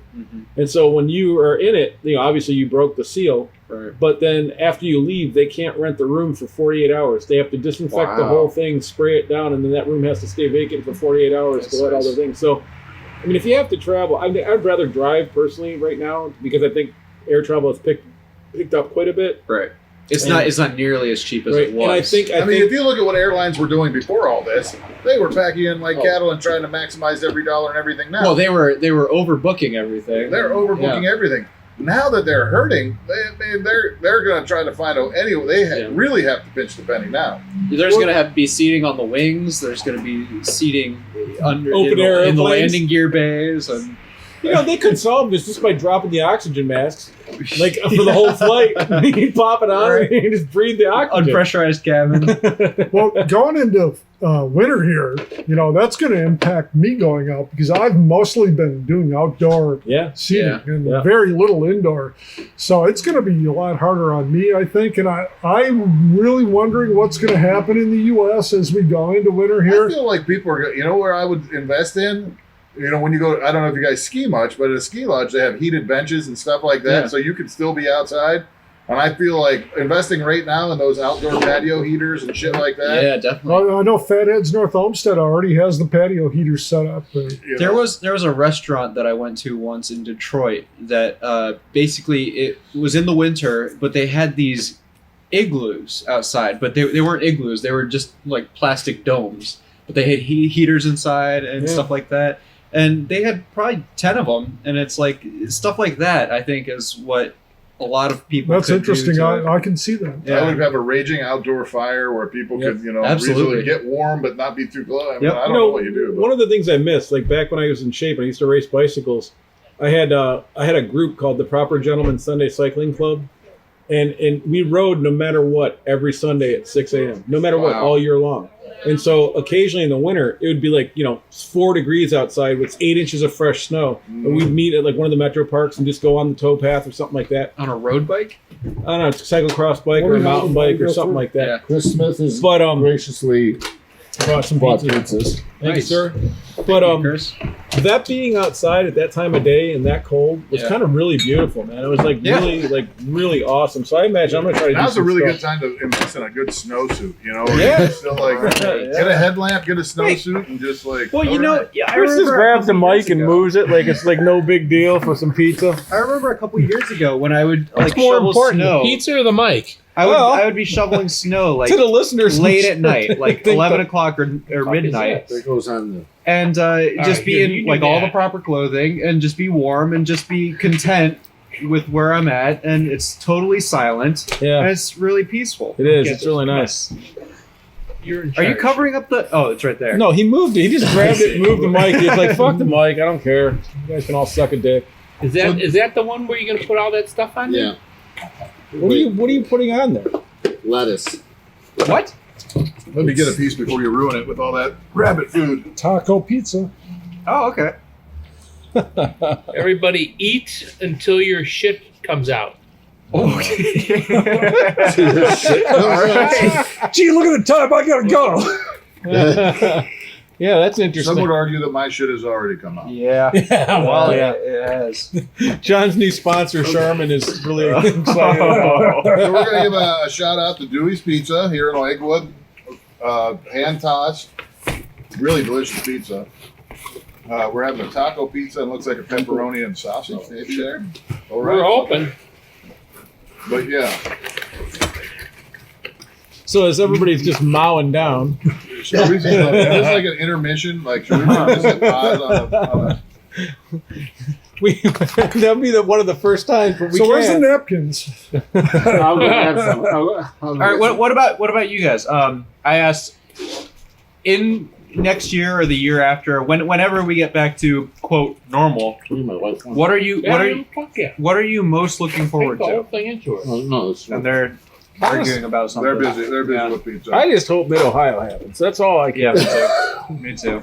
Mid Ohio, that would be great if Mid Ohio can come back next year somehow. I Band don't know, camp, but- some of just the fun things, like the fun Yeah. scooter things and motorcycle I forgot about things. band And What do you Yeah. want, Cinch? I'm good. The problem is you fuck just you. can't I'm control. dropping LBs, man. You can't control everybody at a thing. Like, you can be as good as you want, but if some dude walks up to you and starts blabbing in your face, you're like, whoa, whoa, whoa, whoa, whoa, whoa, whoa. Yeah. Well, there was that guy last year at Mid Ohio that came up to talk to me about one of Phil's bikes, and he, he's one of those. I had one of those in 1970. Well, KZ 1000. Yeah, but he also talked about 14 millimeters from your face. Yeah. Like he was like this weird. I was like, I'm not that kind of guy, but I was almost like, dude, can you take a step back? Like I don't need you inside my face. Like, so there's going to be the old guys that don't get it, kind of a thing. I think. No doubt. I don't know. What about you? No, Steve. I want you to tell us a little bit about battery consumption and when it's time to change your battery. Well, honestly, I don't know because I'm so confused now. So a gel battery doesn't die like a normal battery. It just works and then it doesn't. So you guys were out riding, Oh. Yeah. and what So the happened? problem persists. So on Sunday, these guys, it was the proper gentlemen's or whatever it's called, the DGR, Yeah. Distinguished Gentleman Ride, The extinguished gentleman. Distinguished Gentleman's Rides. So I met Dan and this guy Nick, and Nick, and this other guy Dan. So there was two Nicks, two Dans, a Steve, but I think that's it for our group. Oh no, and the other guy that had the chopper. Two looking Dans, two Nicks, and a Steve. Steve. And then there was another guy, but he left early. Eddie. Let's just say it was just a bunch of dicks. Yeah, just a bunch of dicks. And so we all kind of rode vintage bikes. We went down to Market Garden Brewery. Who? I started my bike, the Blue Bomber. It started right up, not even a hesitation. One click on the starter. It was good to go. Went down there, met everybody, shut the bike off. Went and had a beer inside. We came out. So this was your Tenere? Or no, this was the it Blue Bomber. The Blue GS The one you got, 850. the one you got from the guy up in Michigan. Yes. And Suzuki. Yep, it's been flawless. And I went to start it, and it didn't do anything. It didn't even go rural. Wow. It was just like No clicking? The no solenoid didn't click? clicking, No no lights, nothing. nothing. Wow. Like it was like It was dead. That's So then- symptomatic of a battery actually shorting out. Like, Well, What do check you this leave out. on? Nothing. So his buddy, believe it or not, because of Dan's awesome electrical problems with his two-stroke bike, actually had a voltmeter, and I think he had problems too, right? I think he had a weird thing. So he had an actual voltmeter in his bags. What two-stroke bike did he have? Dan's. He's talking about mine. Yeah. Oh, gotcha. Because that's why the guy was helping him, and then he had a problem, so he carried this voltmeter with him. So he put it on my battery. It was 12.3 volts, and as soon as I turned the key on, it went to 1.6. Like it was just gone, man. It was just dead. And so then we found out. So then the other dude, Nick, who's a super nice guy, pulled the battery out of his Honda 750, CB750, put it in mine, started the bike up, and it ran. It was like instantly, like one click on the starter, started right up. Yep. We took the battery out, and it wouldn't run. Like it would idle, But Right. The alternator was Because not it enough. needs electricity to make electricity. Well, we actually Right, put his old battery back in. Yeah. It would like Well, it would idle. yeah. As soon as you turn the throttle, Yeah. Because his old battery is essentially a plastic cube that does nothing. It was So- infinite resistor. No, so we made some calls around, and those guys were nice enough to take my credit card down the street and go buy a battery for me at like. Have believe it you or not, checked your advanced voltage since you put the new battery in to make sure that's not overcharging and cooking the battery? Yes, it's Good. at 12.6, just sitting there. What about when running? When running, it was at 13.1. That's good. Okay. Yeah, so it seems like it was just the battery took a shit. Like it just literally took a shit.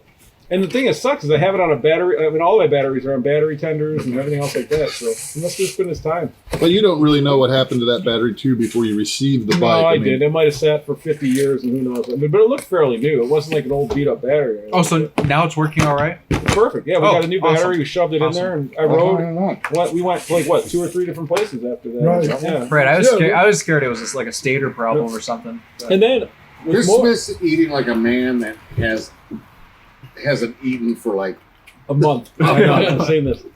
But 20 as- minutes. Speaking of GS news, I did finish my silver one this week. oh yeah. and you did a beautiful job. Thanks. I think it's. Well, I'm going to reserve.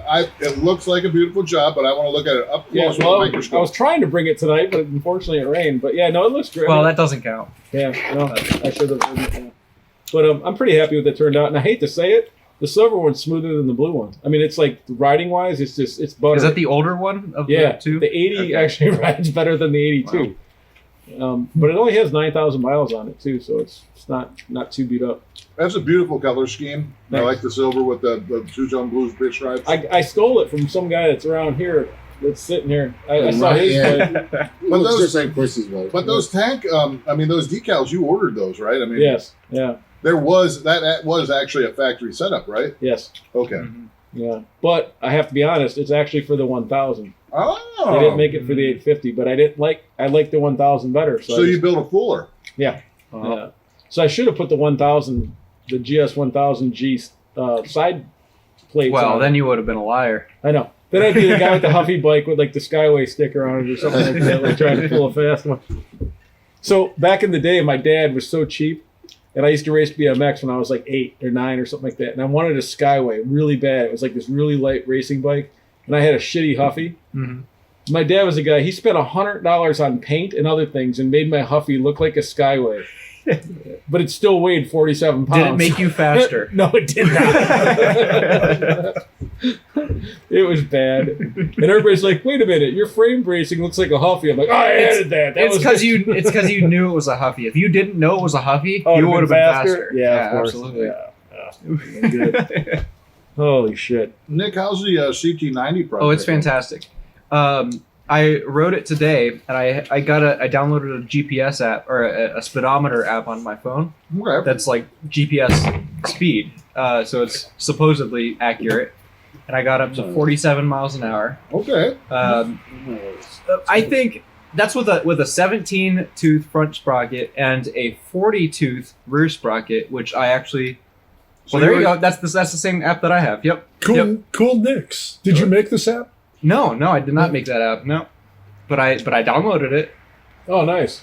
Um, I need that for my bike that the speedometer doesn't work. Here's the thing with the CT90 is that the rear sprocket, the bolt holes, the 4 bolts, it's different from the CT110 or any other bike that I've found. And apparently you can only get a 45 tooth rear sprocket. So I actually designed a 40 tooth sprocket and had it laser cut out of steel God damn. and got a 40 or I like this kid more and more. and got a 17 tooth front sprocket, and it's still not high enough. The gearing isn't high enough, but What's it like in first gear now that you've done that? I mean, it's still way too torquey. Like first gear is almost used. It is down to the point that second gear is a little bit too low to be able to get going comfortably. Okay. So I'm close. I think with a 35 tooth rear, maybe. We'll see. Okay. How much? So, but to keep trying this, how much is each laser cut sprocket? Each rear sprocket is about $30. Well, that's not So bad. it's not awful. Yeah, No, that's it's all right. pretty much the same cost as a rear sprocket. But Right. but Well, do they bevel the teeth at all, or is it? no, just I straight cut? I actually put it on my lathe, and I actually ground the bevel of the teeth sides. myself. Nice. Because That's good. I'm fortunate enough to have a South Bend 9-inch lathe in my garage. It takes up way too much space that I could have a motorcycle in. You But just like to say 9-inch. maybe. Take But, it all, bitch. but actually, no. What's more interesting is the fact that this past week, I think Tuesday, I met the original owner who bought this CT90 in 1969. Oh, good lord. So yeah, How cool was that? his name is Gary. He lives in Sebring, Ohio, which is near Alliance. Piece of crust here. And the Honda, the take off the I'd be CT90, happy to eat all your meat. and Yeah, that's cheese. fine. Oh, boy. That's fine. I'll do that. the CT90 was originally bought at a Alliance Honda, I guess, because there's a sticker of it on it. And I went down to meet this guy this past Tuesday, and it was super cool. The story behind it, he had it since 1969. Listen, piece of this movie. You know, these fucking pizza guys are like flies on shit. So the original owner, the story is he had it. He had it since 1969, and it's been sitting for a while. It only has like 4,000 miles on it. So it's been sitting in his garage, and it wouldn't run. He gave it to his son to get running again, and he failed. He failed. His son's son worked on it a little bit too, but he failed because I think they all sort of ran into the issue that I ran into in that it won't run without a battery. Right. And they did not want to spend any more money on it. Just don't run without a battery? No. Well, they'll run, but they won't run right. They won't run very good.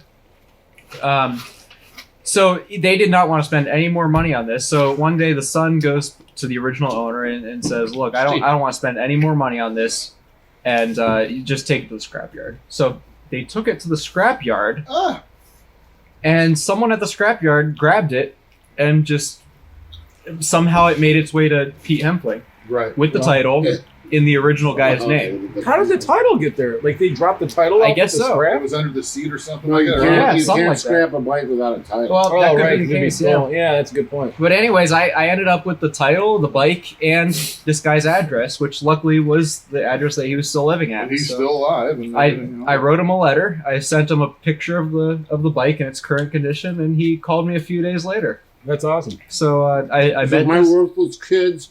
That's what. So we had my house. My house was built. Was he happy to know though that you Yeah. had to replace the motor and weld the frame and? Well, I didn't tell him that part. Okay. But he was shocked that 3 or 4 years after he dropped this thing off the scrapyard, that it was It's still still a bike. alive. Yeah. It was still a motorcycle, and somebody wanted the title for it. So true to its reputation, you can't kill a Honda. All right. Yeah, absolutely. But it's neat when somebody happens. So my wife at our house was built in 1919, so it's 101 years old right now, and I think it's had about 4 families that lived there for quite a long time, and the last one didn't. My wife was doing a little garage sale. It was The like last one didn't live. no, they lived there for a few years and they moved and they sold to us. But she was doing a garage sale. It's like she does the thing where it's like pay what you want. So like she puts a suggested price, but she'll take whatever you have. It's just shit that we want to get rid of. And so we're sitting there and she's selling the stuff. We're doing all right. Like people are coming up and they're selling stuff and whatever. And this car pulls up and this. Let me preface. I was looking through the cabinets one day and I found this old picture, like way in the back of this cabinet. It was obviously left in the back. It was against the wall. It's like in the living room we have those corner cabinets that are built into the corner, from the old houses. So I found this picture. It's this old lady. It's probably from like 1940 or not whatever. And this old lady. So this lady walks up. My wife goes, "Wow, she looks familiar to me." And she goes, "Oh, we used to live here for like 35 years. That's my mom." And my wife was like, "I think we have a picture of your mom." She went and grabbed it. And she was like, "Oh my God, that's my grandmother, actually. That's her mom's mom." Wow. And she was here. But then it was really cool. So we liked our house and it always felt like it was a nice vibe. And she was like, "Oh, there was 11 people that lived in this house. And it's a 4-bedroom, including the upstairs kind of thing, whatever house. And we all shared bedrooms. There's a bunch of kids." And she goes, "We had the happiest time. Like it was like the house where everybody came and hung out. And the upstairs mother-in-law suite was like the teenage like den of inequity, like where they all hung out. The den of sin. Yeah. But so it was like really kind of nice to find out that the bones of the house have absorbed like kind of good energy for all those years. Like It's pretty cool. yeah, Who's in your driveway? it was just neat, man. It was just neat to find like somebody that like lived in that house for so long. We also found out that the top had burned down at one point. That was never nice. disclosed to us. So yeah, the whole upstairs attic. The mother-in-law was living up there and left an iron on, and it fell That's over pretty and cool. like caught the whole attic on fire. Should leave it bong on. Yeah, shit. There's evidence that my Fiat has been on fire at one point. Right. It's a small fire. It is a Fiat. We wouldn't expect anything less. Absolutely. Yeah. Well, that's great that the CT90 is working out. Anybody else have any bike projects, new bikes come into your life or anything like that? Steve and I are supposed to be working on getting this free Silver Wing, but I think both of us have just been a little bit too in the weeds. You mentioned that last time. So what happened? How's that going? What happened? Nothing. I mean, I told the guy, I'm like, I can't get it. I'll have to get back with you and everything. But, it's kind of Steve's bike if we go pick it up. So Well, I went to Boris today, which is a cycle salvage place in Huron, Ohio, and I picked up the last 4 remaining parts I need to finish my 74 R75. what would those parts be? I needed, I had a set of European bars, but I wanted a set of American bars because I like the high-rise bars. Okay. And I didn't really feel like putting everything together and then taking it all apart and putting it back together. So I wanted to get the bars. It was missing a coil bracket, so I got a coil bracket and one of the tail lights. Where you going, Cinch? The pea tree. My poor bushes. I still got half of the last one. Yeah. So you got the bars, you got the bracket. Then you had told me to see if I had a bracket, and I told you to remind me, and you never reminded I me. know, because I forgot. I You're think asking I the guy might. that I forgets think I everything. might have. I'm pretty sure I have It was the like coils. $4. It was like $4. Okay. Not too bad. So So Dan, you owe Steve $4 for not getting him that. and then I needed a seat because evidently the guy who wrecked the bike that I got from Phil Yeah. kept his seat. Well, it was probably a nice seat. He probably plans on getting another one. I got a seat too. I just bought a new carbon seat for mine, Oh. and you could have had the old one. It's actually the lower seat. Oh man. It's the lowered carbon seat. Well, I mean, I you could told you probably this. still swing a deal. Yeah, we could still. I'll still buy that off of you because my seat is kind of beat up. But anyway, I should have it on the road this weekend. So this was a complete reconstruction, Right, frame off. I mean, you had to buy a new frame. You had to do a lot of work to this bike. the whole front end, new frame, whole front end. Got to take everything apart, put everything together. So Did Steve, you do is anything that- with is the that motor a when you had it out, or not really? I mean, not really because the guy said it What are you ran sniffing over really there? well. So Well, I think Phil even part of his story was trying to drive it as is onto the trailer or something like that. It was awful, but oh no, it was really twisted. It was off like 10 degrees. Yeah. It was Yeah. bent 10 degrees. Hey, The whatever- gusset on the one they have gussets on the side of the main tube, and that gusset was pushed in a half an inch. yikes. Whatever happened to your Goozy that you got? That is James is picking it up, and they're using it as a model for a Goozy in the shop that one of their mechanics that is left took apart and left it in pieces, and they don't know how to put it back together. Oh, really? So they're getting my Goozy, and they're using it As a template. a template to put the other one together. That's awesome. What model? It's 750 Eldorado. Ambassador. I'm sorry, it's an Ambassador. I just have to say that's the most Italian thing I've ever heard of. That they're using a good one to put together an old one. Yeah. Does that mean yours is going to have to come apart a little bit, or are they? Well, I don't know. They did the same thing with my Ruckus. They had an issue with a Ruckus, and they're like, "Can we borrow your Ruckus?" So they got the Ruckus. And it hasn't been the same since. And no, I sold that. I sold that. I sold that after I still like that yours has a car battery in it, like the biggest fucking battery I've ever seen. Oh yeah. It's- underneath the seat. It's so. Well, he's a big fan of bikes that have car batteries. The Urel, the Moto Guzzi, anything that has a big ass. Oh, I have battery. a BMW. number 27 in the Ural. Oh, nice. I have it. I ran instead of the battery under the seat, which is what they have. I ran all the wiring back into the sidecar, and I put a Marine deep cycle 27 in the trunk. So plenty of electrons there. Well, I mean, it's got a 135 watt alternator, which Me is barely enough to. personally, I mean, I really haven't done much with my motorcycles. You talk about garage selling. That's what I did all last week, and I can tell you, having a garage sale in the middle of COVID is damn near worthless. Well, It would have been more productive just to load everything up and take it to the dump. Yeah. We struggled Take to it to sell. the I mean, dump. we had nobody, you know what I mean? And we're like, oh, maybe when church starts up, because they are actually having church, which is right down the street. Right. Nobody's going to church. There was church, but nobody went. You got to put on the sign like touch-free garage sale. And we put it on Yeah. Marketplace and stuff like that, and it was just We like, only take nope. Venmo. Yeah.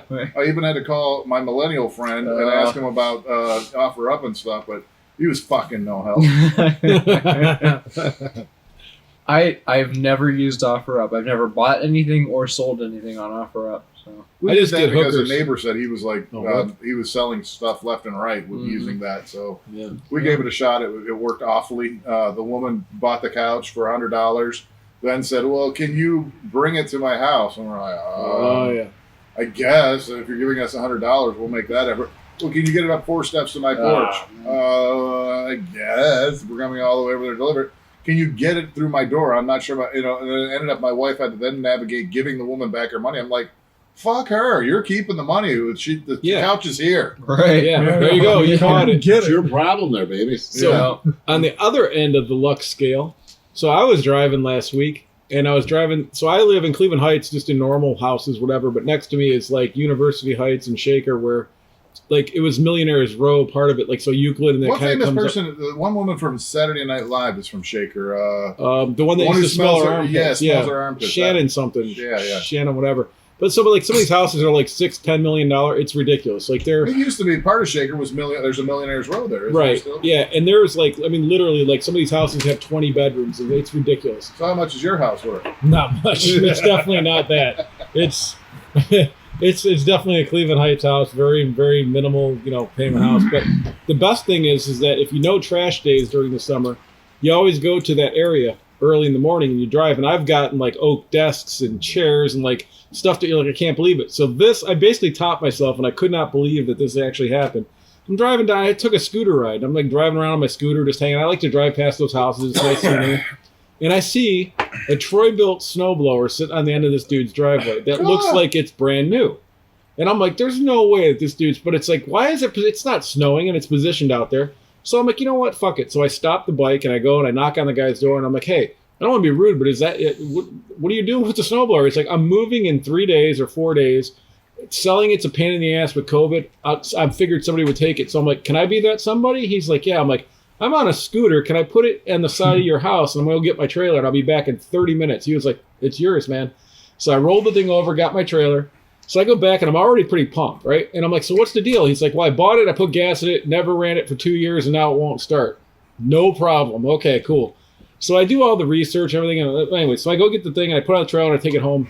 And my wife's like, what kind of crap you bringing home now? And she looks and the thing has the knobs on the top. I mean, it's brand new, right? Yeah. When I pick it up, the guy goes, hey, where do you live? I'm like, right down here, and I'll give you my address. He goes, I got a couple other things I might drop off for you before I leave. And I was like, okay, whatever. So I get the snowblower home, and literally, like, the tines on the front have all the paint on them. Like, it's never been used. It's brand new. So I try to start it, and you can tell the gas, like, whatever. I'm going to try to do an air hose and blow through it. If not, it is... I'll give you this. The new motors now do not make it easy. I couldn't even find the carburetor. Wow. Like it's underneath plastic and up inside. I still haven't figured out where the air cleaner is. I did find the carb and how to take it off and all this. And it's a pain in the ass, but whatever, I can do it. But sure enough, so it's like Wednesday of this week. So it's like 4 days later. I've completely forgot about this guy at this point. I'm just stoked to have the snowblower.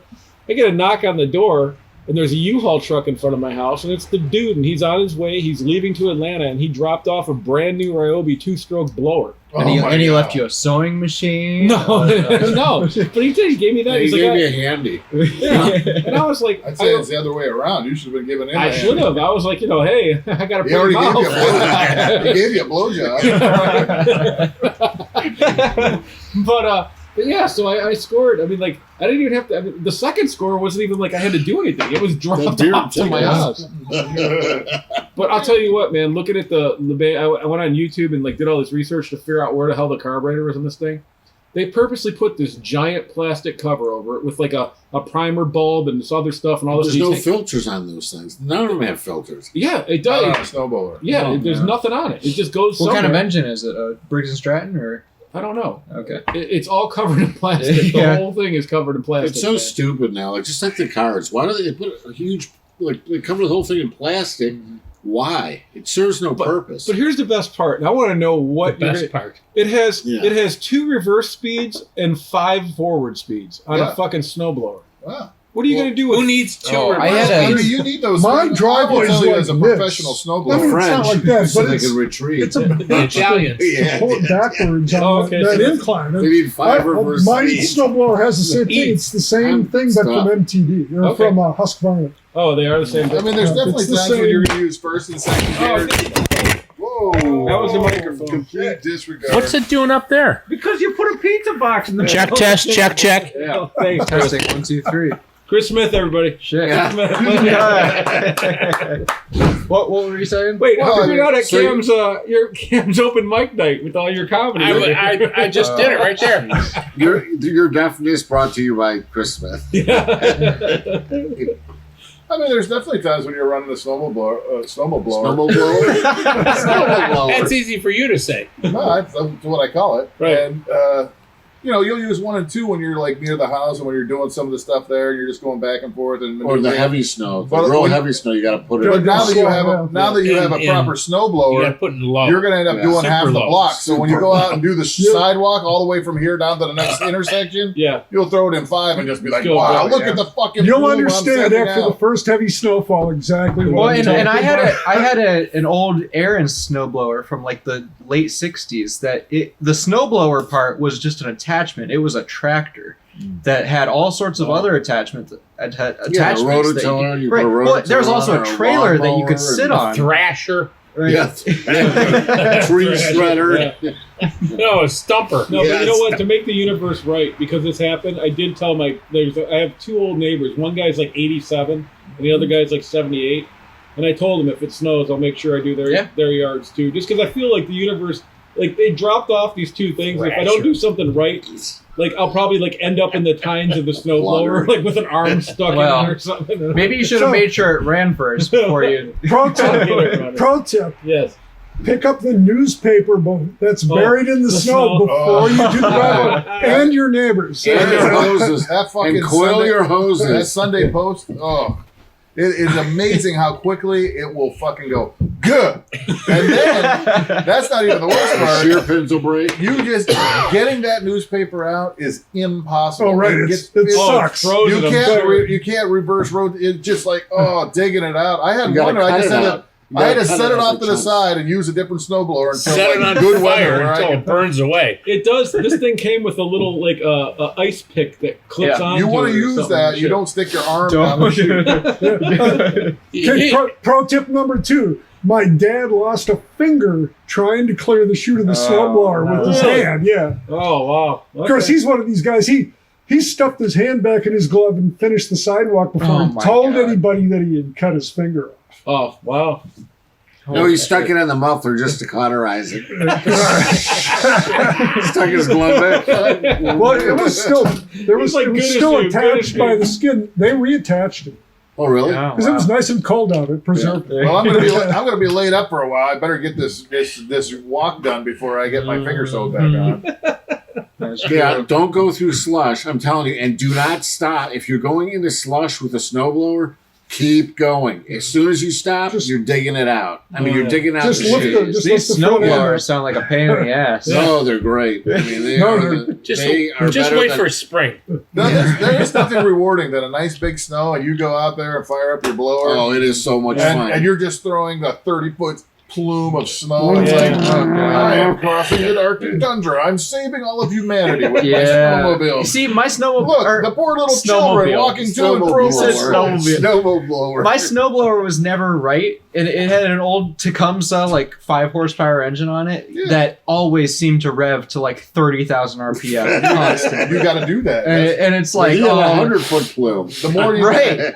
Well, no, it felt like I could never start this thing at 6 o'clock in the morning. I could not do that. So Well, I mean, that's I I like actually start. the one that I had was a little bit gear bound to self-propelled. It was a single speed little Sears one, and it just wouldn't walk fast enough. It was like Jesus Christ, and it didn't have enough RPM. It wasn't throwing when you hit slush and everything. Went in, took the governor, bent it a little bit, raised my RPM up by Yeah. about a good 1,000 RPM by Yeah. top, and now it's like I like when you hit slush and it comes out like pinching a loaf. It's like Just breaks off. These motorcycle podcasts are so much fun, aren't they? ClevelandMoto snowblower podcast. But I did have a Toro 2-cycle snowblower Snowblower. back in the day, and it could handle about a half inch of snow. I think that was about the most snow that it Yeah, could they had handle. those old ones that had like the veins on the front. Yeah, It was yeah. like, oh, Left this and is right. good Yeah. if you get a powder. Yeah, Right. yeah, that was pretty much what it was good for. 2 stages. You'd are been the better only off way to going go. out there with your lawnmower and blowing it up. With the mulching attachment. Is Yeah. anybody working tomorrow? Me? I gotta work. I'm Yeah, me working. too. I'm working. I'm working from Yeah. home. I'm working from work. I'm working from work too. You cunts. I can't believe it. You So- piece of shit. You fucking get a Wait, job. Smile when you say that. Do we have a joke? Oh yeah, Mr. Smith. Whoa. We need a Oh, we joke. do right here, Chris Smith. Thanks for That was the pizza. funniest one. Have a Chris joke? Smith, Chris Smith fell in the mud. I'm not gonna try it. Oh. What did I have? Oh, nowadays a lot of people aren't named Lance, but Right. in medieval days, people were named Lance a lot. Very nice. Oh. Dun-dun-dun. Hey, Mr. Smith. So last week you had just purchased your new bike. How is it? How's living with it for the last week? Well, I'll tell you, it's got great front brakes. Okay, and how do you know? How are the rear brakes? So I was whistling up 77 north to 490. Hold on. So maybe somebody didn't listen last week. What did you buy and what is it? It's a 2014 Moto Guzzi, California. Okay. And Like brand new, 5,000 miles or less or something? yeah, at 4,600. I think I turned over 4,700. Well done. All right, so go ahead. So you're on the highway. And I'm going 50 miles an hour from 77 on to 490. Okay. And some lousy cunt decides that Jeez, he's that's going your word of the to night. Just breaking out to see you next Tuesdays. he's going to dive in front of me, which he did, and everybody in front of him came from 40 miles an hour down to 7 miles an hour. Yeesh. Oh my goodness. And he dove back out to the left to go 77 north, which left me about 12 feet Oh. between me and the car in front of me.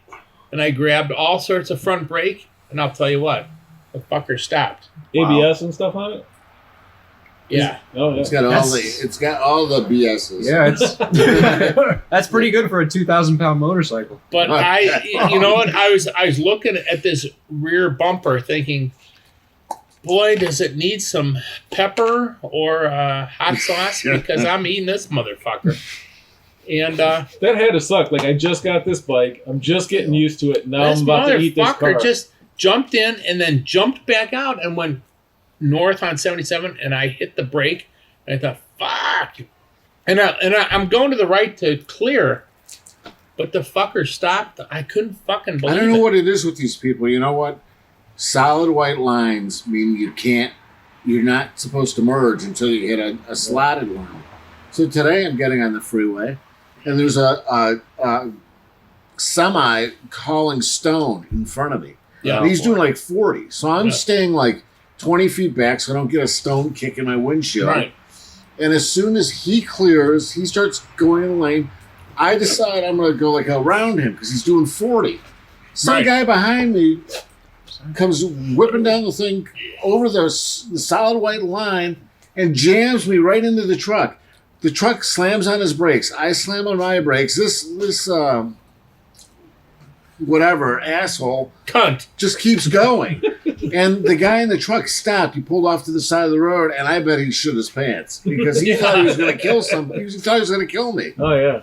So it's like, why can't people follow the rules? Well, Well, it's I mean, just if like you just follow the rules, there's simple rules. It's like a moron can follow the driving rules. It's just like if there's a 4-lane road and there's 2 lanes per direction, don't drive next to the other person doing 27 in a 35 thing and not expect a lot of people to be upset.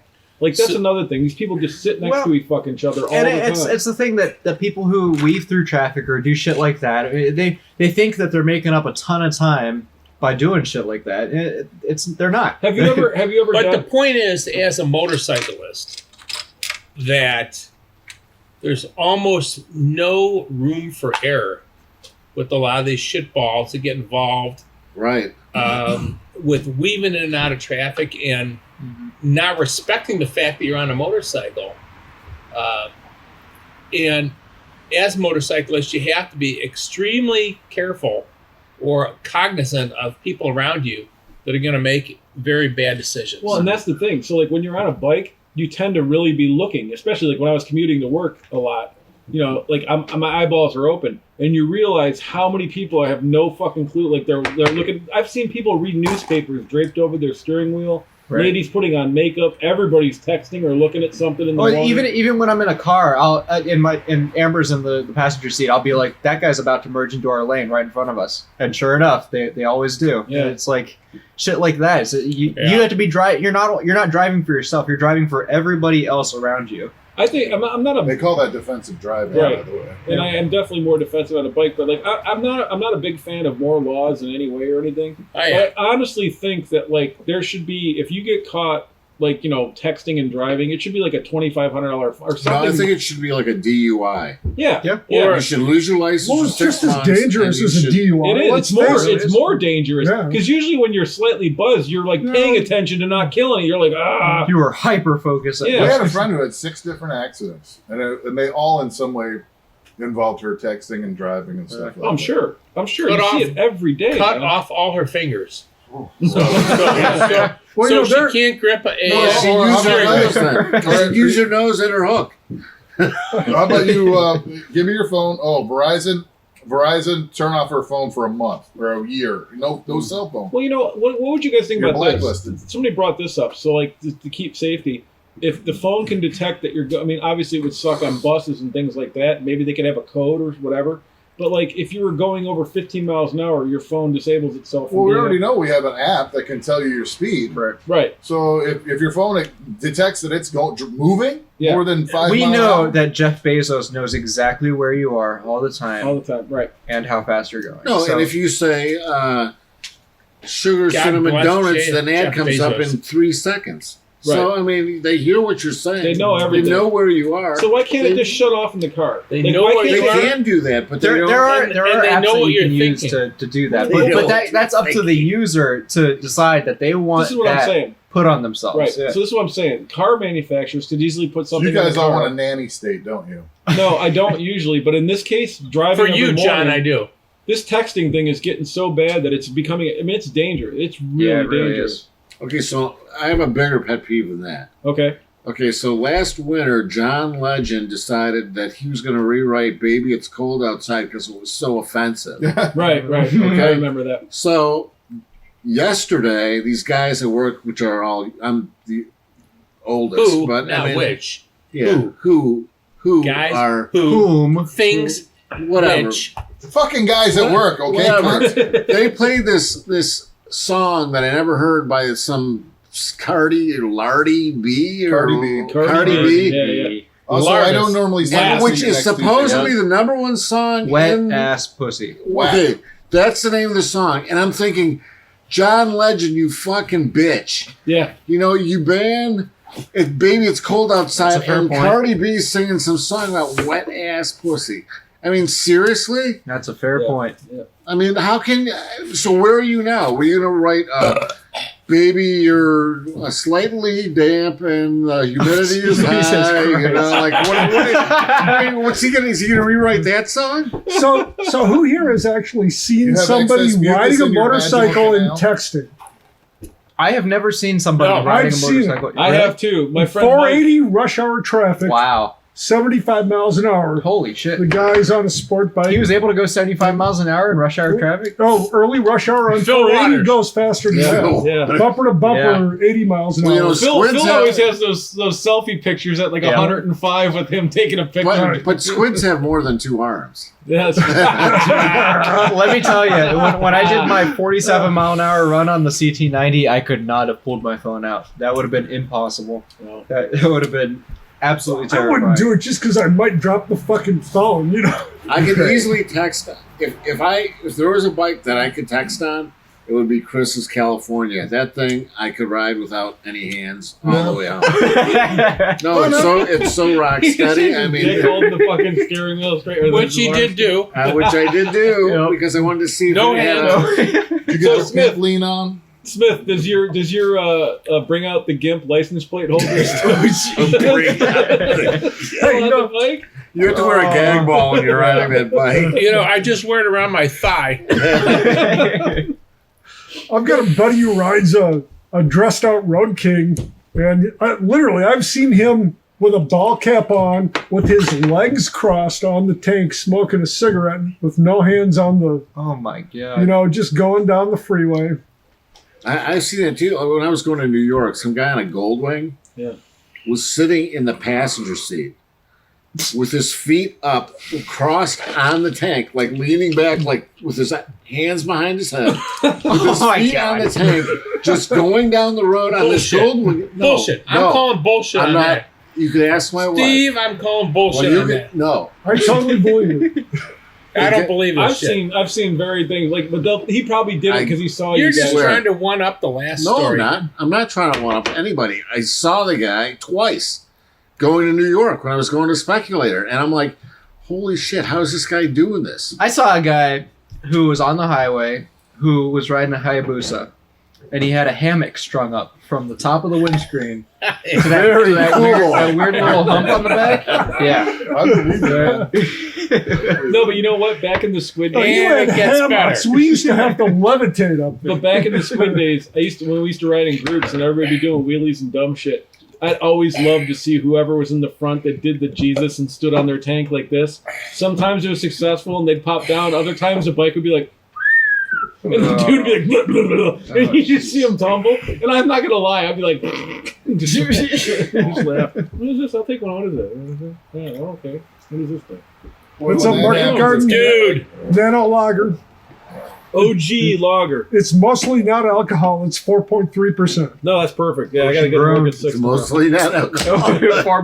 Mostly not alcohol. Honestly, though, you can drink like 54% beers and not be bad. Once you get over 6.8%, I find that Oh, kills I'm me. good. I'm bourboned out. Yeah. Yeah, we had one. Smith needs some more booze, I think. That's what I mean. Oh, yeah. I gotta So go what do to you work think, tomorrow. guys? Was that a podcast? What's our time? Oh, we are at 2 hours and 55 seconds. Holy shit. We need to finish out the hour. Okay. No, 2 hours and 55 seconds. What do you mean? 3 hours? So now we're at 2 hours and 1 minute. It just seems like this has been going on forever. We can call it quits. Well, all right. So people are aware. So we're probably not going to have Captain Phil next week either. No. So we're Thank gonna have God. another podcast. How about we do this? Let's assign everybody to bring a topic next week. One official topic. That might not hurt. That We would need be to have we how should about do a that tech every week. tip? tech tip. How about why don't we have a Let's drop one now. non-podcast that everybody has a tech tip? Dig up a tech tip right Okay. now. Pull one out of your ass. I will say it right now. Next week, I will attempt to bring the CT90. Okay. And I will attempt to bring my silver bike, which is fine. A lot of things, God willing. The weather. And I'll attempt to Right. get drunk again. Okay. Well, I have a question for the masters over here. So in the older bikes with Yeah. the speedometers and the tachometers, Sure. there's like what, a magnetic drive that drives like a little metal like. what it is the there's a gear reduction and there's a magnet that spins. Okay. And what it does is the little needle has a little stack of metal plates that when the magnet spins around it makes a magnetic field that makes it move a little bit, but not, at the same speed as Right, the cable that's the thing, or, right. or the gear reduction. And you can adjust that by sort of moving the magnets in or moving them out or something like that. But most of the time, it's not worth it. It's a pain in the ass. It will never be correct. Wow. So So And there you have it. If- Use your phone. if your tachometer or speedometer is twice what it should be, is there any way of fixing that? I don't know. I know my Vespa speedometer does this always You might want to check and make sure that the reduction is right, because I know there are different reductions for the tech- hub. Yeah. You know what I mean? Sweet. So you may have had a different. Just the gearing is all wrong. You say Right, that because the tack works the same way? The weird thing is that the tack. What is that? Phil sent us a A bobcat crossing? Hell yeah. What shirt is he wearing? Tiki Embarrassing God. shirt. Oh, okay. It looks like my tattoo, actually. Oh, gotcha. So points versus. Well, here's the thing with speedometer. If your speedometer is inaccurate, the tachometer might still be accurate because the tachometer is not dependent on that magnetic drive. Mine both run off cables on the GSs. Well, yes, but have you measured like your tachometer to see if it's It's accurate? fucked. No, it's not. None of them are good. Oh, wow. They're Okay. terrible. Well, terrible. then I have no fucking clue. All right. I think they both have the same magnetic kind of thing because they have that soft action. I know the Vespa is the tack is directly cable driven, so it is accurate. But the speedometer just moves around all over the place, and the CT90 I suspect is the same way because it is.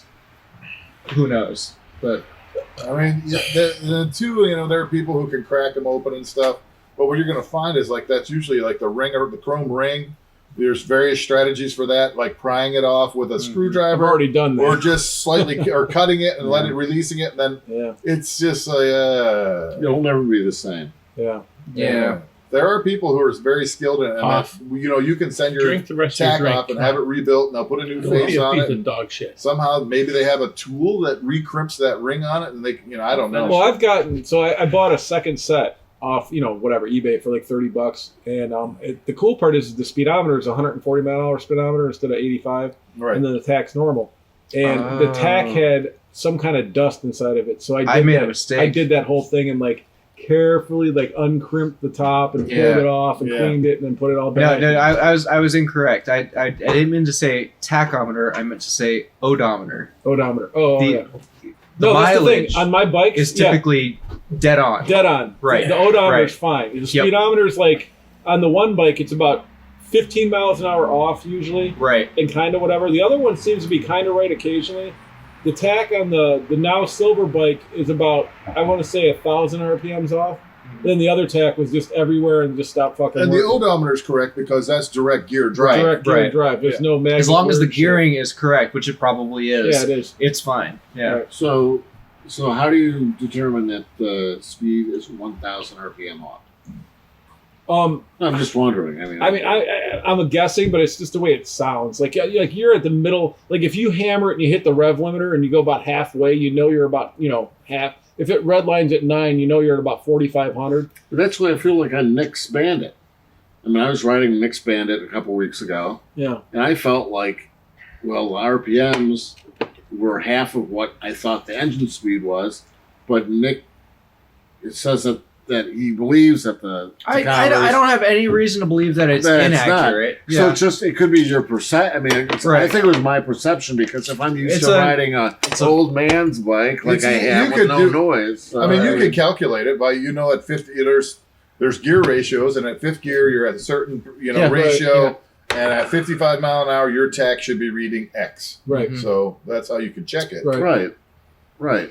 Well, also, once you get used to a bike, the sound of it. And one day, if it's at 4,000, and one day it's at 6,000 at the same sound, you're like, Like my Ascot, I feel like that tack is too fast. It's like, rah, rah. I'm like, it is not going straight to fucking red line. It's a single cylinder, Yeah. And Dude, there was a guy, I just saw this whole article about this guy who, it was his first bike was an Ascot. It was how long did they make those? It seemed like a newer Ascot. in America, you got them for 2 years. Wow. Wow, because this one looked like pretty new compared to it Well, was gray. It was like a silver they had the grayish. VT, It still said Ascot on it, whatever. FT. There's Was that a VT twin and and a FT. single? There's a VT No, and they an were- FT. Yeah, So maybe was his a V twin or a single? I don't know. It It's a might have been Maybe a VT. VT. Looked a VT, little I more think, modern. had a little bit longer run, I think, but I'm not Okay, sure. it might have been that, but he took it and he put 14-inch rear shocks on it, which was stretching the shaft a little bit, but it was okay. Then he did something with the Well, front. if it's a shaft drive, it's not a FT because that's change drive. Okay, so it had to So be the other VT one. would have maybe been a shaft Shaft drive. drive, okay. But he did different forks and he put high fenders on it and a crash, and it's like a whole adventure bike on a Yeah. fucking Ascot, man. Yeah. He said it's reliable as shit and fucking runs forever. Well, like my single cylinder, that has the front forks off of an XR500. I mean, Right. yeah. they're off-road forks and stuff like that. But the problem with that is the sump on the motor they put a bigger sump for the street bike. Yeah. So that's like sticking way down. So the first time you hit a big rock, you're literally bashing your fucking Oil oil pan. into Your aluminum oil sump. so Aluminium.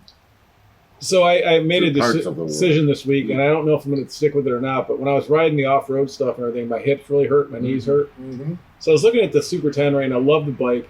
And I'm either going to keep it and put street tires back on it, but I put up a thing that said I might be interested to trade at a reasonable value, about $8,500.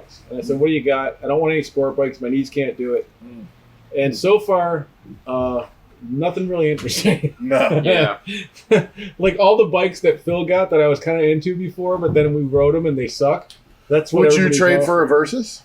Well, that's what some guy offered me, a Versus 1000 with 8,000 miles on Don't it. get a Oh, you don't want the 1000, you No, want the the 650, 1000s are yeah. Well, bags. but that's basically buying what you already have. Right. Well, it's That's more not- street oriented though. You know what I mean? Yeah, Like, yeah. but I like, wouldn't do that. I wouldn't either. I'm not. I'm just gonna see what happens. But and like I said, like I'm not in a. I'll put street tires back on it, and it's a great fucking street bike. But it's just, I feel like I'm like, you have the wrong tool for the job. You're putting street tires on a thing that's not really made for carpet. Yeah, and doing but I stuff. mean- It's not really. I mean, it's look not at really the- could be made into a supermoto. It's not like a supermoto bike. But at the If same it was time- an Africa Twin, though, I would say yeah. you could really put smaller. I would tire- probably like, trade it for an Africa Twin because like that, I Yeah. think it's narrower and nimbler, and Well, I it's think way it's nimbler. yeah, and I think it's a much better street bike to be honest with And you. I would say if you lowered it an inch, it would be perfect. Well, what about like a GS 800 or something like that? Would you go that route?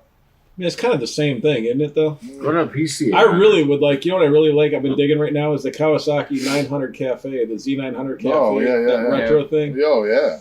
That thing gave me a boner. Very I was cool. looking at Because that. that's a 4-cylinder, right? Oh yeah, but, yeah. yeah. It's. But I don't it's- think you're going to get that for the 8,500. Well, I don't know. brand new, they're W800. 10.5. I've seen them Okay. for sale Maybe. for 8. You know Yeah. what I mean? So Or that's 11. reasonable. So That's it's reasonable. right in there. The But Cow W800.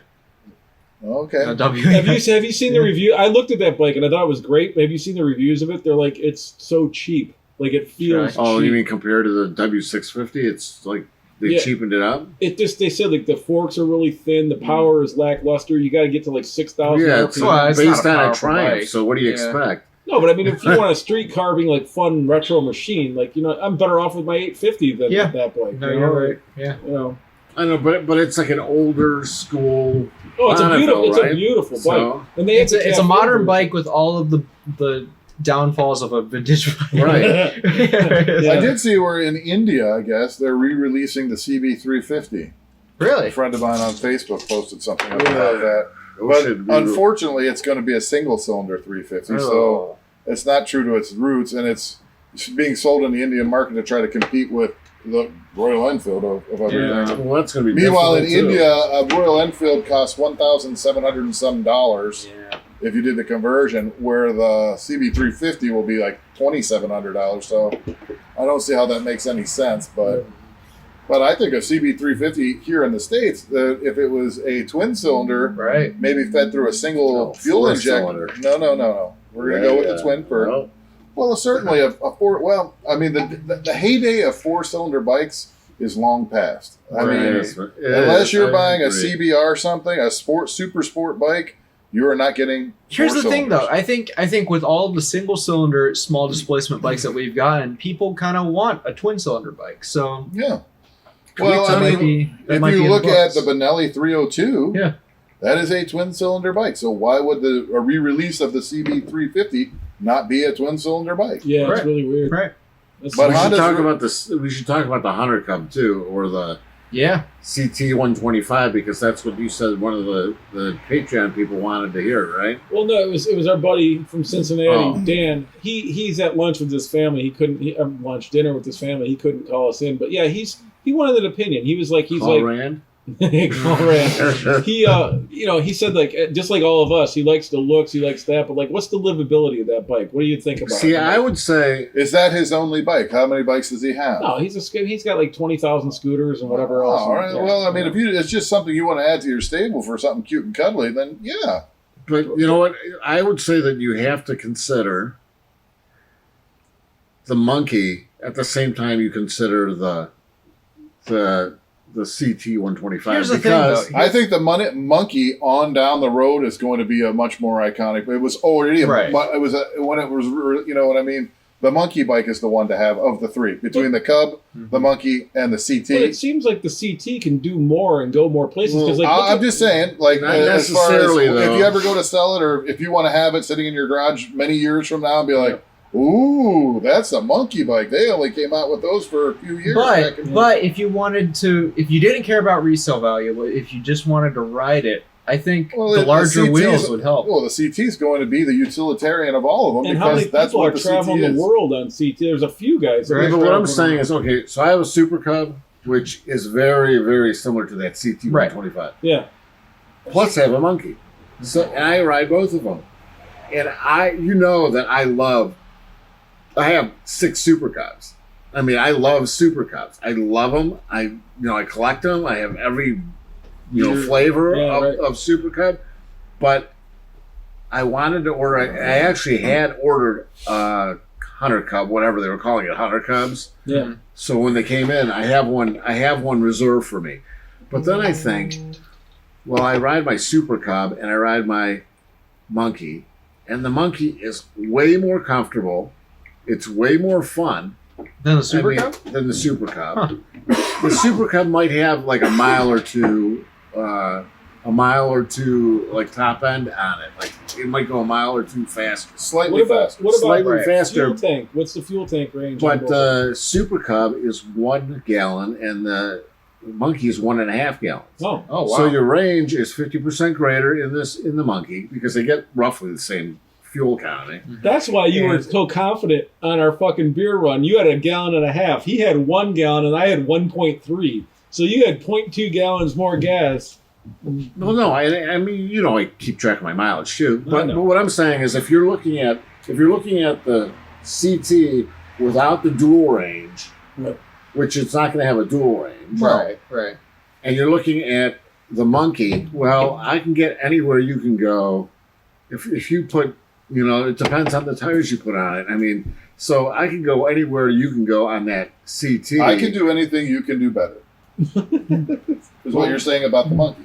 Well, I'm not saying it may not be better.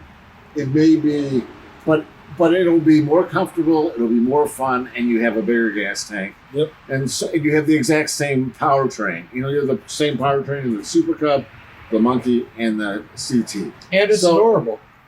Yeah, and it is adorable. But the thing is, put the rack on, put the case on. It looks kind of stupid with your top case. But then you have everything you need. Yeah, you can put a scabbard on there. You could carry your 308 with it. You can carry your gun and go hunting with that monkey. You could carry enough food. You could carry your backpack. There's enough room on there. You could put your tent and your whatever. On the monkey, the CT has that rack on the back. If you want to do extreme tiny touring. Well, there was a group from Europe that came here and they did the Trans-America Trail. Yep. Pan American Trail, I think is what they called it. No, I thought it was the TAT. Trans-America? Okay. TAT. Yep. TAT, yeah. Okay, I'm wrong. But they did that with Groms. And they built them in Holland or something like that, shipped them over here, got off in Pennsylvania and went from Pennsylvania all the way out to Washington, all the way across the whole country on 2 Groms. What do you think about that, Chris Smith? He's out. But I mean, the thing is, here's the funny part. So all these guys get these big adventure bikes and stuff, and they're getting them stuck in the mud, and they're killing themselves and all this stuff. Yeah. These dudes, they were in the most gnarly terrain, and they have videos. You can find them on. I wish I could remember the names, but if you look up Grom Tat thing, you'll find them.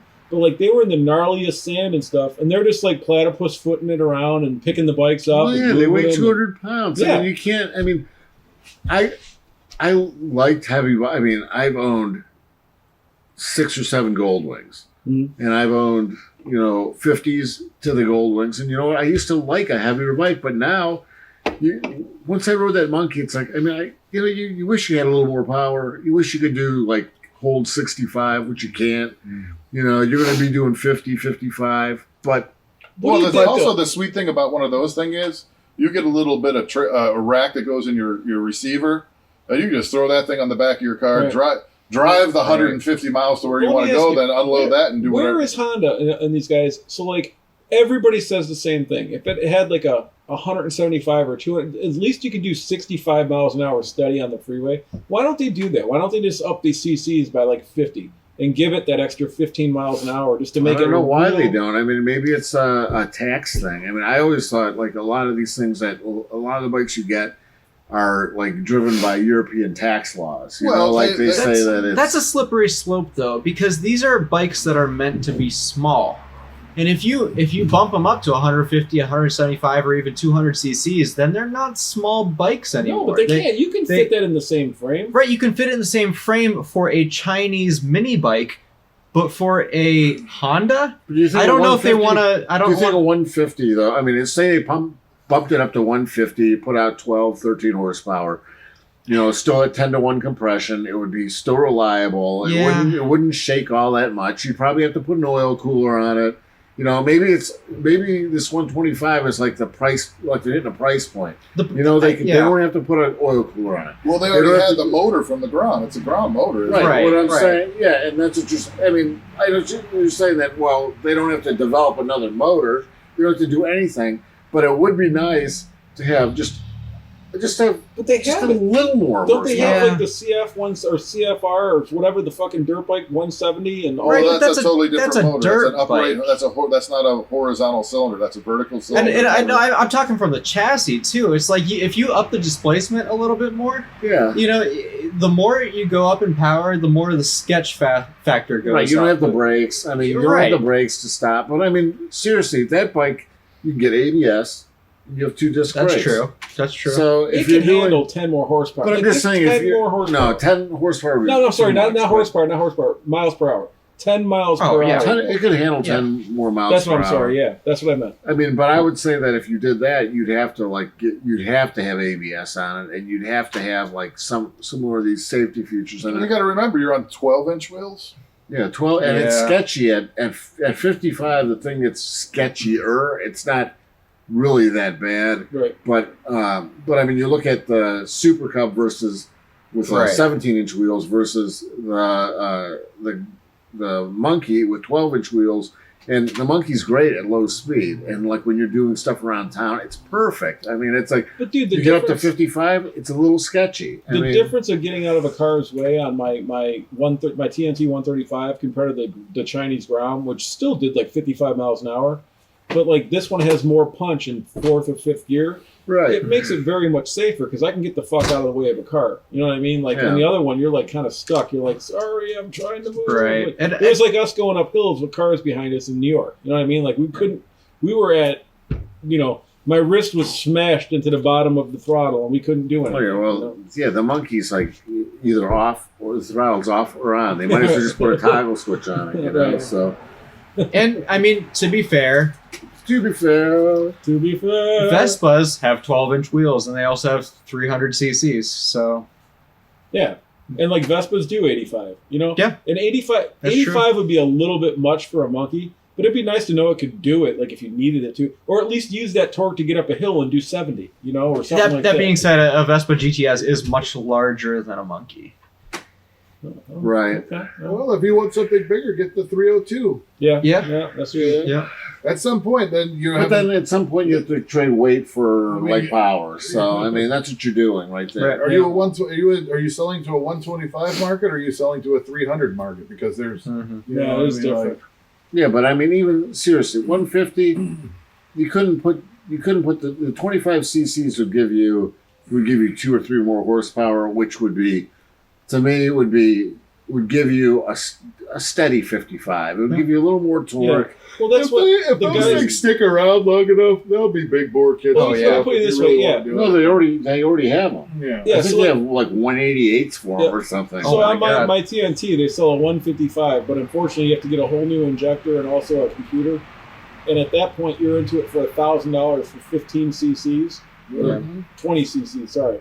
It's a 155. But you're saying that would make all the difference. Well, this is what the guy put it. There's a dude on the interwebs who did this, and it gave him about 8 to 10 miles an hour faster.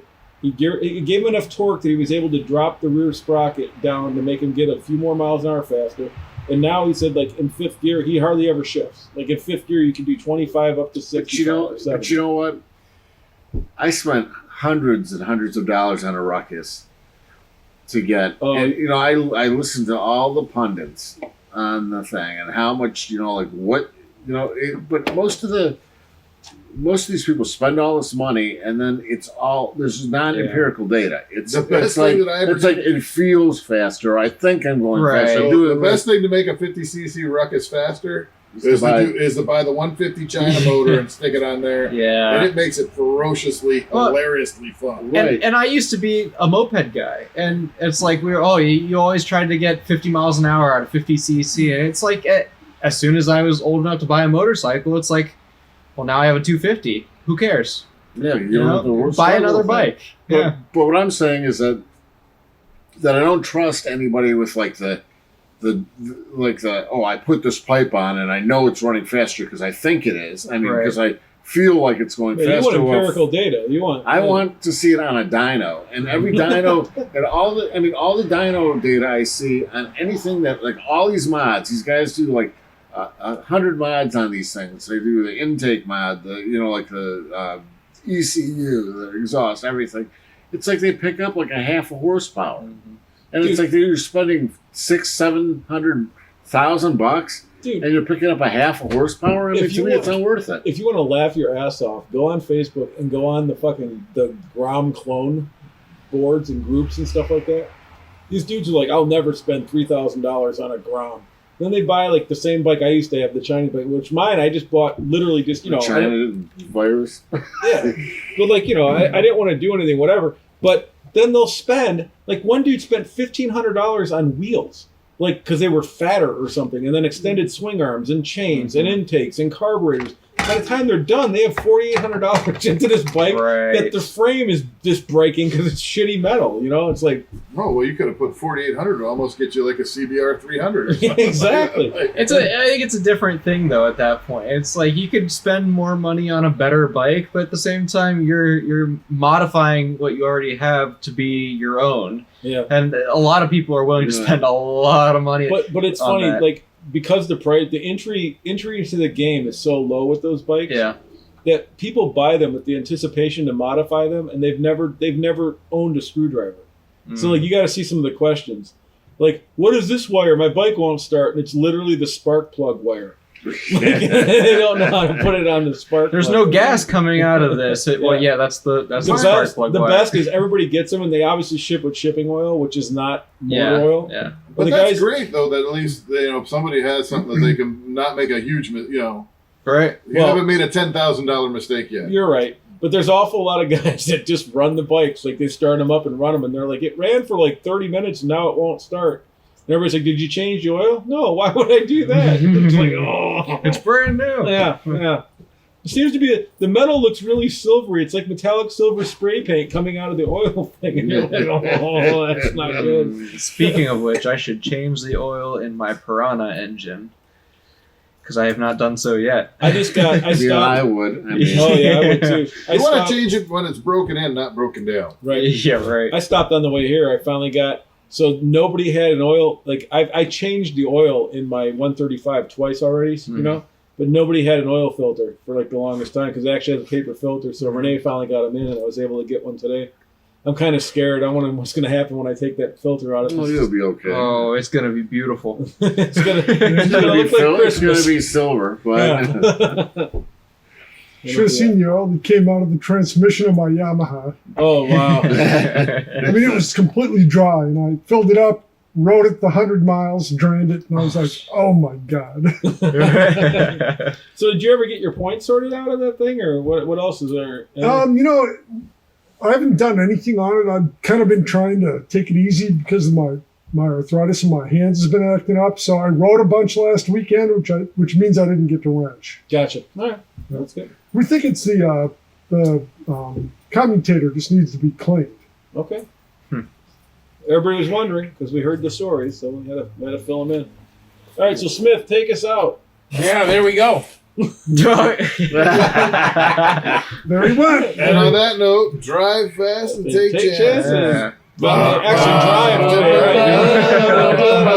right? Next week, tune in where we're all going to have topics and a special guest. And bikes. And bikes, hopefully. Hopefully. Yes. Back to the bonbons. Hit the button.